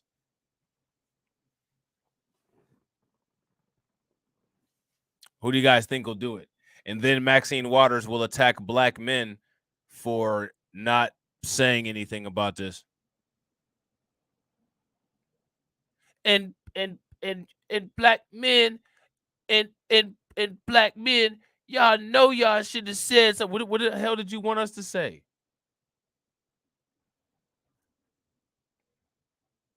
I got a whole channel about the shit, Aunt Maxine. So I don't know what else it would be that you would possibly want us to say, but I guarantee you, her and Stacey Abrams and black men and Michelle Obama, y'all should have known, y'all just did them. Yeah, Roland Martin is probably recovering from monkeypox as we speak.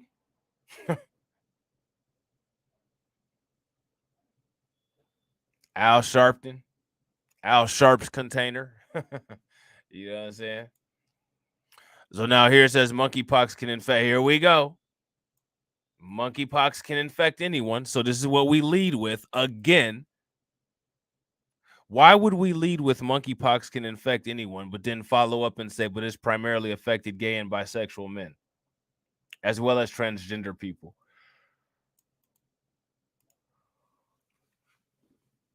Why would we do that?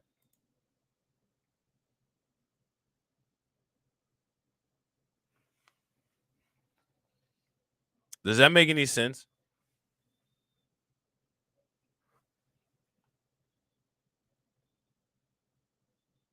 Like, seriously, does that make any sense?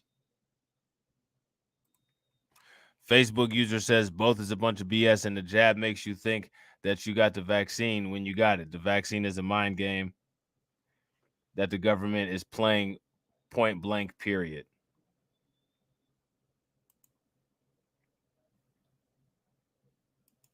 So now here it says the disease can be painful and causes a rash of blisters and flu-like symptoms.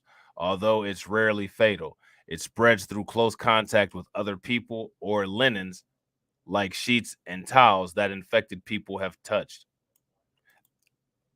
Really? So just simply touching linens, sheets, and towels, you can spread the disease from?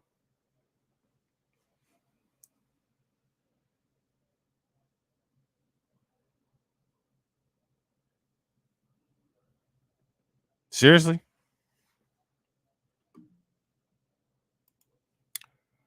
So now here it says, since the first diagnosis, California has recorded 786 monkeypox cases, with 261 in Los Angeles and 257 in San Francisco as of Tuesday, according to the CDPH. Sacramento County has seen 43 monkeypox cases as of Friday, according to the county public health department. Placer County recorded its first case on Wednesday. Nationwide, the United States has recorded 4,906 cases of the disease as of Thursday, according to the Centers for Disease Control and Prevention. World Health Organization officials on July 23rd declared monkeypox a public emergency of international concern. In my opinion, they should have done that a long time ago. They should also be telling people to practice abstinence. Abstinence, abstinence, abstinence, abstinence, Also, same partner.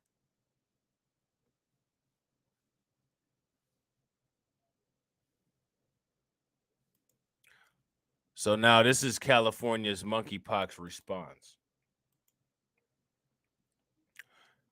Oregon said CDPH is looking carefully to decide whether we need to do an official declaration of emergency to see what additional authority or resources that may mobilize. At the moment, we're continuing to do everything that we're doing right now, which is primarily really mobilizing the tremendous resources and infrastructure that we've built for C19 and using it now for monkeypox, Oregon said. Now, how is that going to work? Because C19 and monkeypox are very different.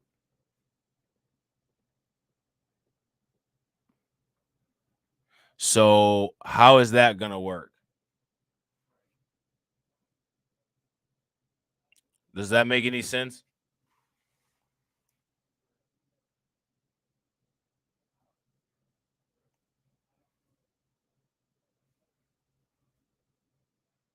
Make that make sense.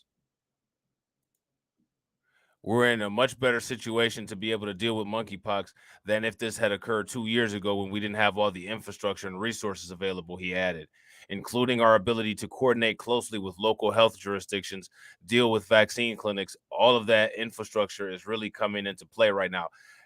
My question is, if this is true, if this is the case, then why weren't we able to stop the spread of it before the window closed?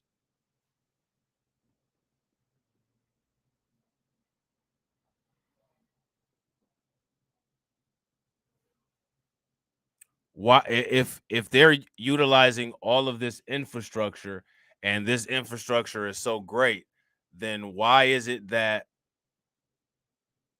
we weren't able to take care of this before the window closed? Does that make any sense? If the infrastructure was as good as they say it is, then we should have been able to prevent it or at least slow it down, right?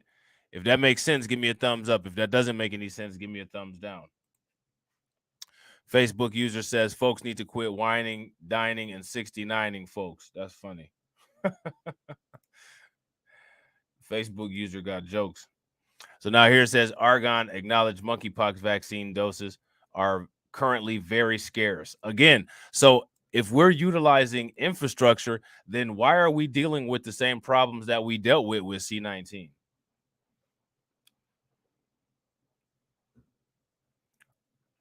Why are we dealing with the problems that we dealt with when we had C19? Does that make any sense? Seriously.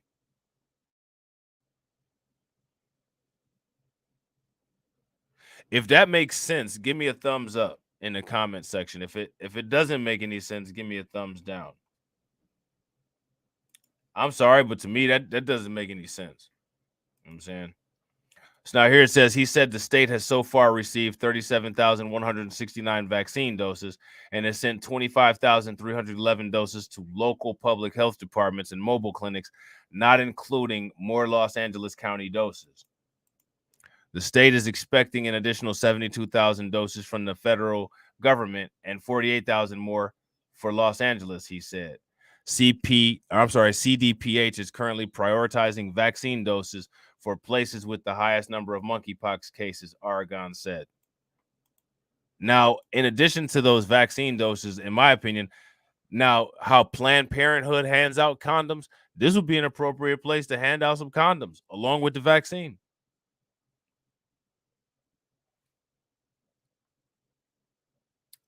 Every vaccine they give, they should give a condom out with it.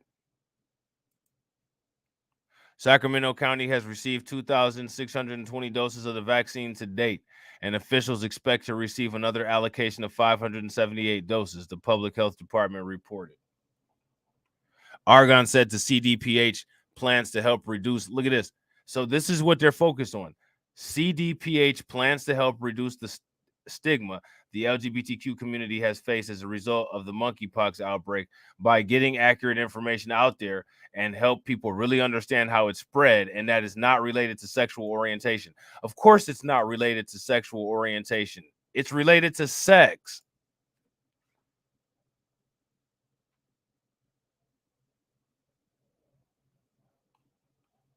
I think that was actually in the US, Donna. How you doing? Welcome to the stream.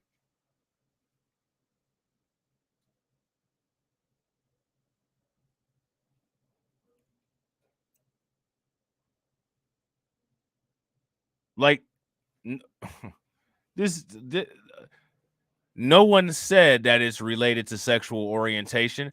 People of those sexual orientations are spreading the disease because that's who they're having sex with.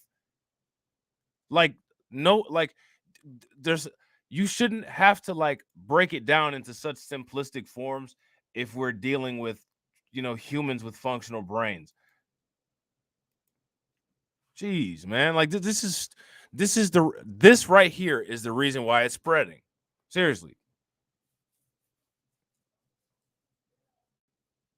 You guys ever seen those old school Disney cartoons where Mickey Mouse be like a mile away from the tub, but he'd be like sticking his toe in because the water's so deep? That's how they acting with talking about this. A mile away, sticking their toe in. Talk about this shit. You know what I'm saying? You can't even keep information up nowadays, like on YouTube or on any of these websites, because if they don't like what you're saying, if you're not saying the exact same thing that the mainstream media says, they'll remove the content. They'll throttle your content in the algorithm. They won't expose you to new subscribers like you guys see them do with mine. Exactly, Donna. Exactly. I think that's gonna have to change. That's gonna have to change, especially since this report came out from the New England Journal of Medicine. Since this report from the New England Journal of Medicine came out, that's gonna have to change. You know what I'm saying? And I'm gonna try to read this journal for a video. I think we should. He said CDPH wants to make sure that we craft the right kinds of messages and do the right type of outreach that resonates with our community, but at the same time isn't disrespectful. Listen, man, the fact that kids and women are coming up positive with this is disrespectful. Okay. The fact that women and kids are coming up positive with this, that's disrespectful.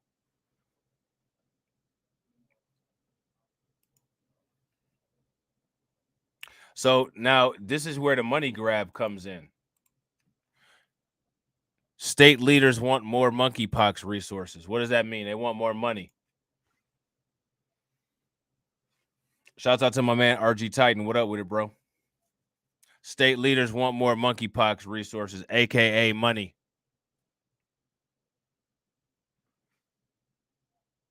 We're gonna be talking about money too. You know what I'm saying? We're gonna be talking about money too. Because I don't know if you guys are aware, but man, there's so much money being given away that people aren't really hip to. It's ridiculous. I started a series called All Money Ain't Good Money. And you guys are going to see. And what you guys' assignment is we're going to keep track of all of the money that's spent.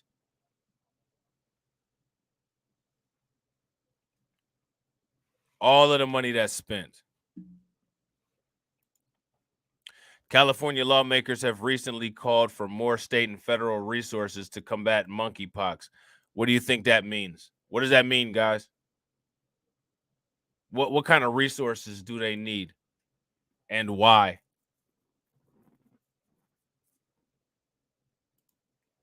San Francisco officials on Thursday announced the city was declaring its own state of emergency. So you guys see, San Francisco declared a state of emergency.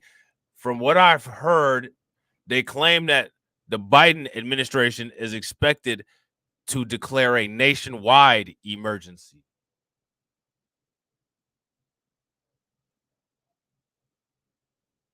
That's what they're expected.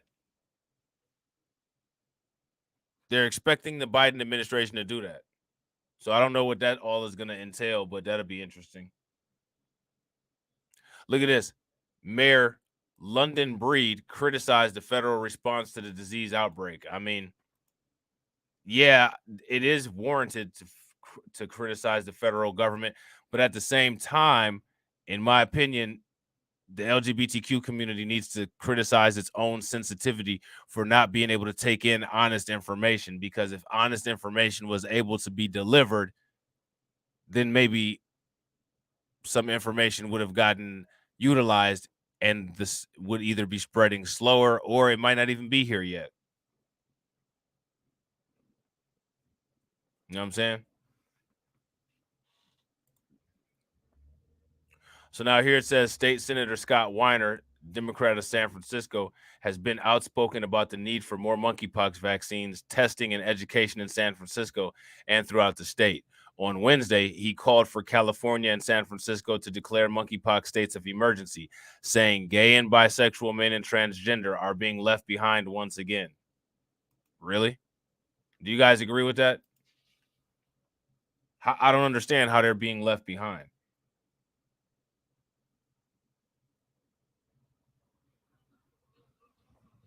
They're literally the only ones who are being who the vaccine is being advertised to. So I don't understand that. So now here it says states of emergency declarations will create significantly flexibility. State of emergency declarations will create significant flexibility around testing, contracting for services, and administration of vaccinations. It will allow us to use the resources in our power to contain the outbreak. I mean, they could have contained the outbreak a while ago. You know what I'm saying? They could have contained the outbreak a while ago, in my opinion. They just failed to act. Right now, we don't have enough access to vaccines or testing, and we need flexibility to expand access to both. We have no time to waste. This is happening now. It's serious. We need to do everything we can to contain it. In my opinion, the window's closed on that.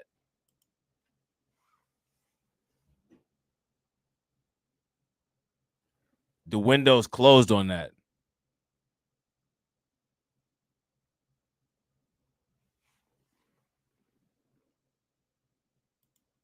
So now here it says Weiner and other members of the legislature earlier in the month also called for an emergency budget appropriation to help combat the monkeypox outbreak.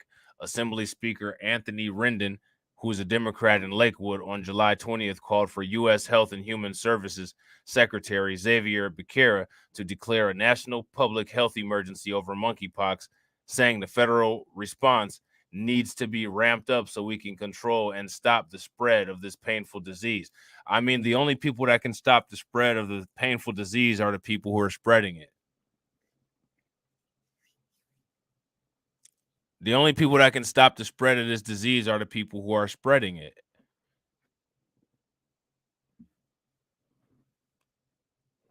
They're the ones that have to make the decision. How important is this to us to stop?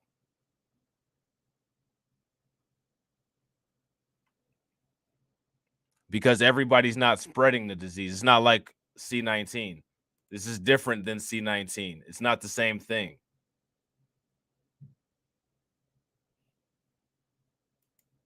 So now here it says Becerra on Thursday said HHS has not decided whether to declare a national state of emergency, saying state and local governments will, quote, need to work with us to prevent monkeypox. Again, the state and local governments can only hand out vaccines and they can only put out information.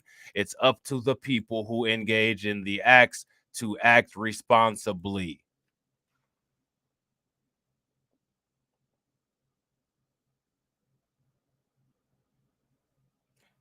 That is the only way that this will stop. And they know that. And everybody knows that. And I don't understand why that's so difficult to say.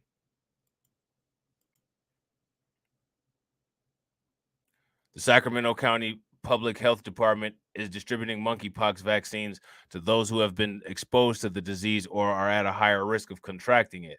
Clinics and pharmacies are currently providing doses to men who have sex with men or transgender people who meet the criteria. So you see, they're providing these vaccines to a specific demographic of people, and it's the demographic of people who are in those top tiers of those graphs that we looked at.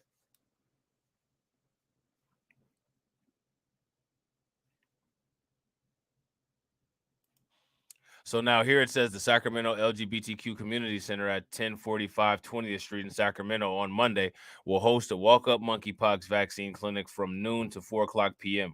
For more information, you can email this address right here. Okay. Then here's another one.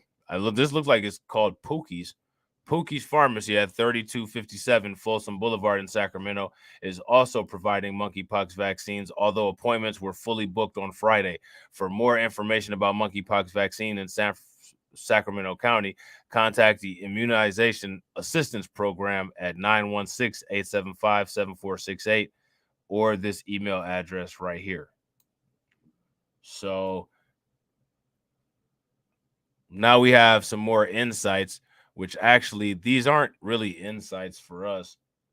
They're afterthoughts because we'd already determined most of this information. We'd already determined most of this. And we kept asking the question why other people weren't talking about it in those terms. And we said that this will cause a problem.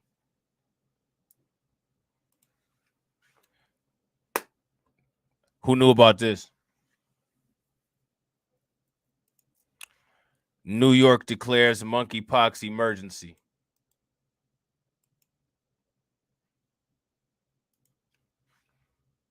So again, you got to ask yourself, look at these places that are declaring monkeypox emergencies.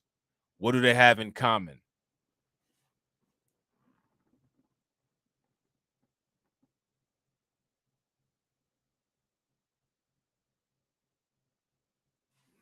What do they have in common? Now, what's going to happen when politicians start coming up with this? Because that's what's next. You think they're going to hide it? What's going to happen when politicians start coming up with this? State Health Commissioner Mary Bassett declared monkeypox an imminent threat to public health across the state Thursday. So this is the state. This isn't just New York City. This is New York State.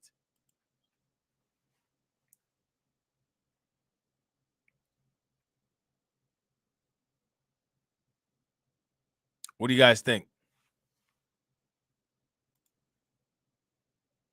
And this is new. This is new.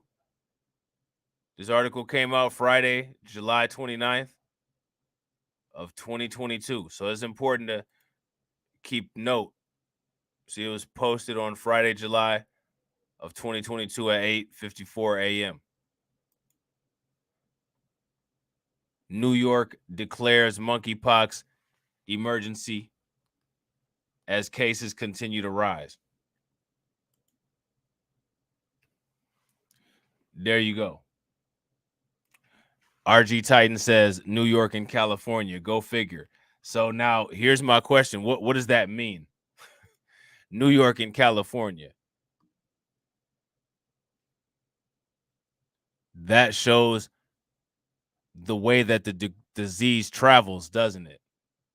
The regions that it's in. What does that say about the people that get it?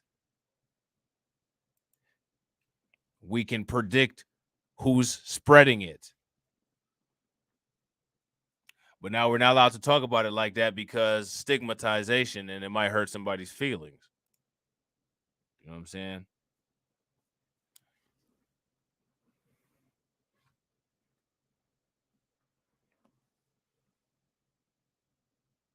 See all the problems that we have?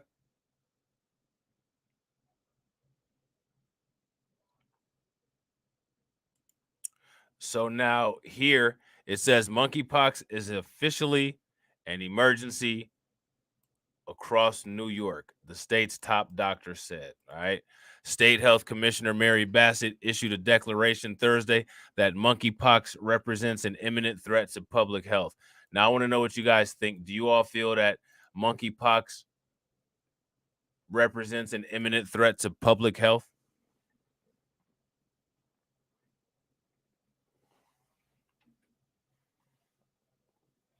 If you guys agree monkeypox represents an imminent threat to public health, give me a thumbs up in the comment section.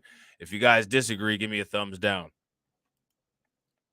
The designation dovetails with a similar state of emergency declared in San Francisco and growing worries in New York City, which has seen roughly 1,200 cases so far, data shows.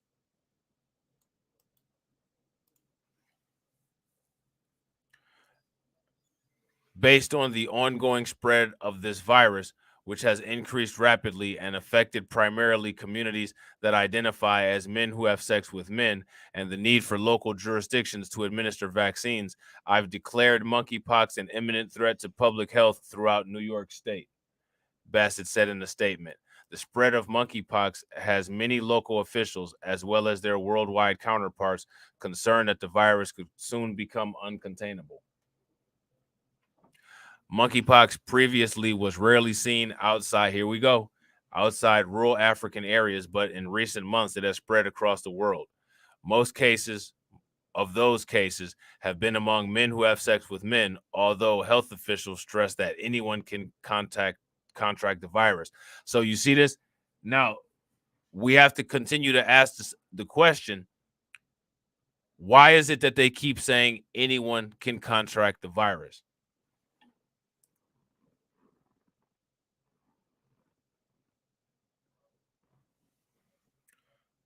Why do they keep stressing that point? Anyone can contract the virus.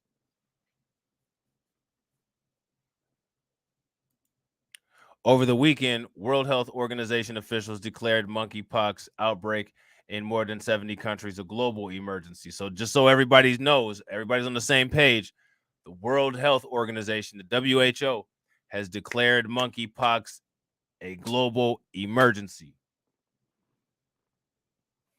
Now, why is it a global emergency? Is what's going on in Russia? What's going on in Asia? What's going on in Africa?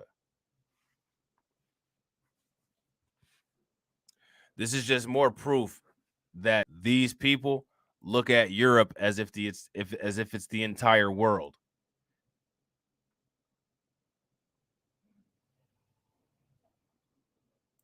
And clearly, it's not. Clearly, monkeypox is not as prevalent in some places as it is in others. It's very obvious to non-biased observers. You know what I'm saying? So now here it says in New York City, the virus has exploded from a single case in May to 1,251 as of Thursday, according to city health data. Cases in New York City are increasing, and there are likely many more cases that have not been diagnosed, the city's monkeypox page says. So they got a monkeypox page. You know what I'm saying? So we may have to look at that on our next stream when we look at the one in California.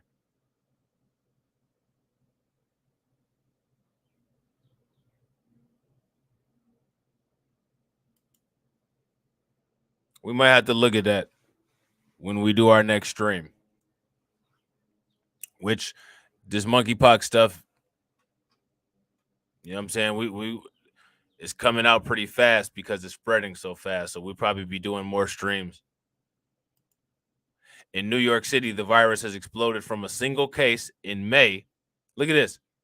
In New York City, the virus has exploded from a single case in May to 1,251 as of Thursday, according to city health data. That's insane. Cases in New York City are increasing, and there are likely that many more cases have not been diagnosed. So this is exactly what we've been saying, that the number is actually higher it's being underreported severely as of right now.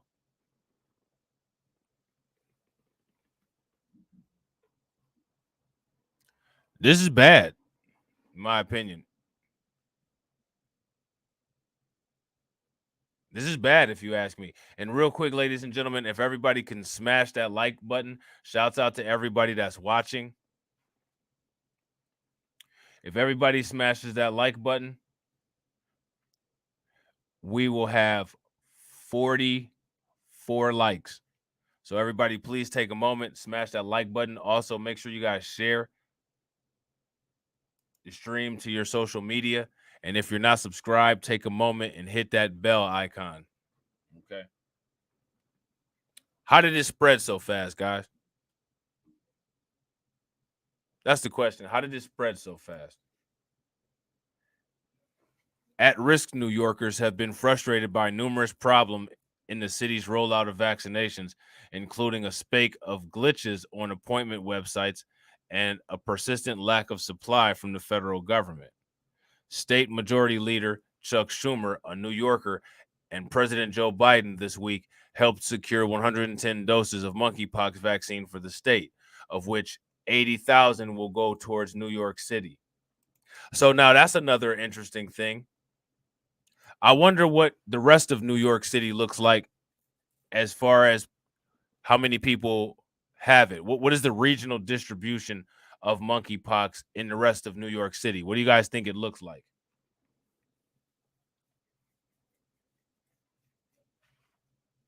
What do you guys think it looks like?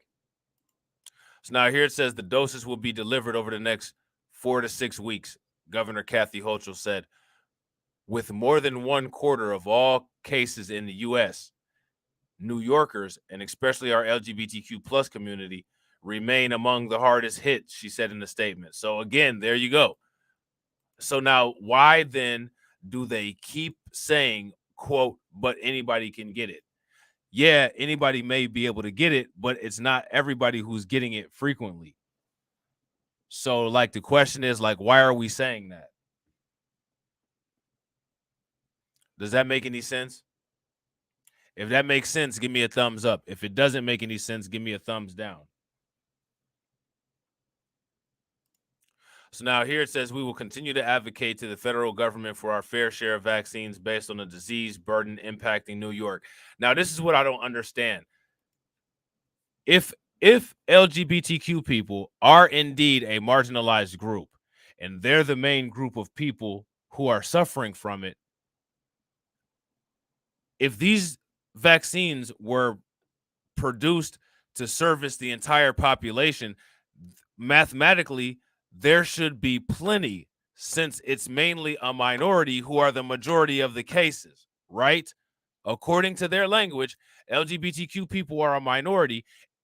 If these vaccines exist and are stockpiled to service the population, since a minority is the majority of the cases, I don't understand how there's not plenty. That doesn't make any sense to me. Mathematically, it's not making sense. How does that work? So now here it says Bassett's declaration means that the city's health department and others across the state can access additional reimbursement from the state for monkeypox-related responses. The declaration covers responses and activities between June 1st and December 31st. Okay? So there's that. Now, I got a question for you guys. Will the Biden administration declare monkeypox a national emergency? Will the Biden administration do that? Yes or no? Let me know what you guys think in the comment section.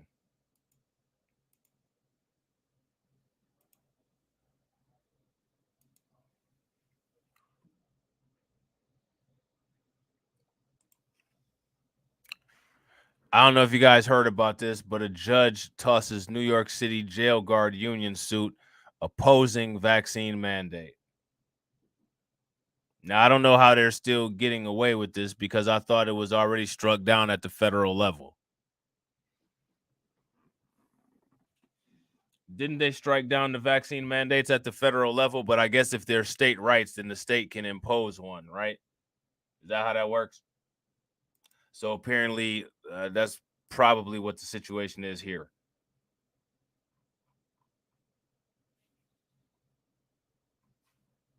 I'm assuming that's what the situation is here.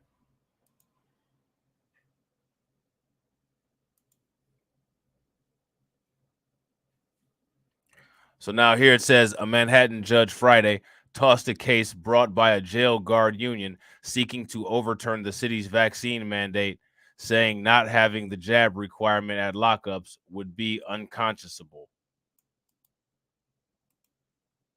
So it seems like at this jail, they're still required to get the vax.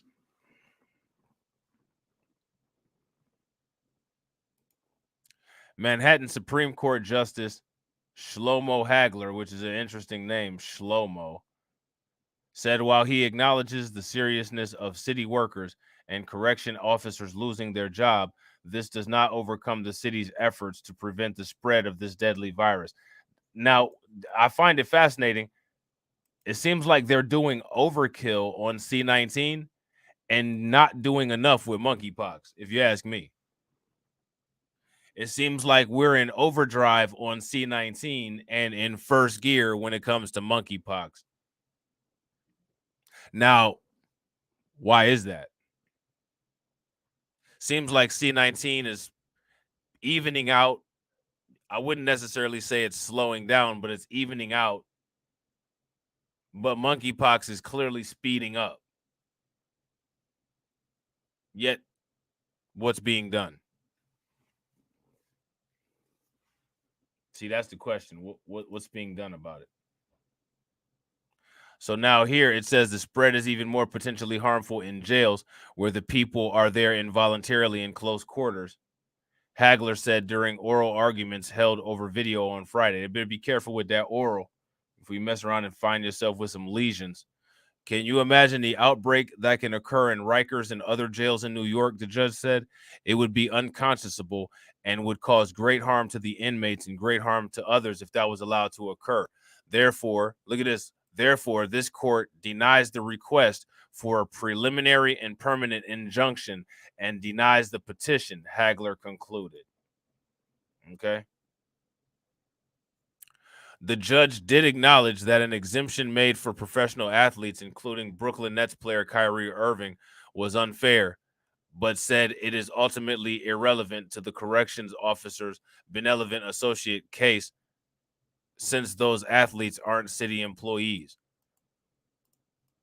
The jail guard union brought the suit in December, calling the mandate draconian. It's amazing what some people call draconian. The people that have never experienced anything draconian. And again, I find it fascinating. Go do the history on the word draconian and see where that came from. Same place monkeypox came from. And I ain't talking about Africa. So now here it says, at the Friday hearing, union lawyer John Burns said that the mandate had resulted in 65 correction officers and 1,700 employees from the city losing their jobs for not getting the jab. I'm curious as to if they've replaced the people in those positions.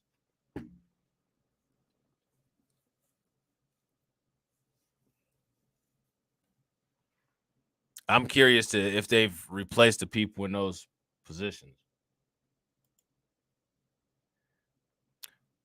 Extending the mandate to tenured civil servants is wrong, Burns said. Burns said that fears of the side effects of the vaccine are grounded. The whole concept of this vaccine mandate, either take the shot or you're going to walk, and you're going to be out of a job, and you're going to lose the time you dedicated to the people of New York. You're going to lose your pension. You're going to lose your time on the post, Burns said. It doesn't have to be that way. Meanwhile, city lawyer Bilal Hayden argued that a test or vaccine alternative would be insufficient since at-home tests are unreliable and some strains of the virus don't register well on tests. Okay, so then why can't they just test at the facility? Or why can't they just test at a hospital? Does that make any sense? The vaccine requirement has been proven to lessen hospitalization and lessen the infection rate. They are not just dealing with employees, they are dealing with inmates who aren't there voluntarily, Hayden said. There is regular close contact with inmates. The city is grateful for every officer who has gotten vaccinated, a spokesperson with the city law department said. We're pleased this court has joined many others in confirming that the mandate is lawful and furthers public health. What do you guys think about that? Would you guys agree with that statement or would you guys disagree? If you guys agree with that, give me a thumbs up. If you guys disagree, give me a thumbs down. I think there's a lot of people who have a lot of opposition. They got a lot of speculation. Not everybody is as on board with this as they think. You know what I'm saying? Not everybody is as on board with this as they think. So now here it says COBA President Benny Basile said they will be reviewing their legal options. We strongly disagree with the judge rationale that this mandate is not arbitrary and capricious. Basile said, if the purpose of the vaccine mandate is to prevent the spread of the virus, why haven't the inmates in our custody or their visitors been subjected to that very same standard? That's a great question and a great point. That's a great question. And it's also a great point.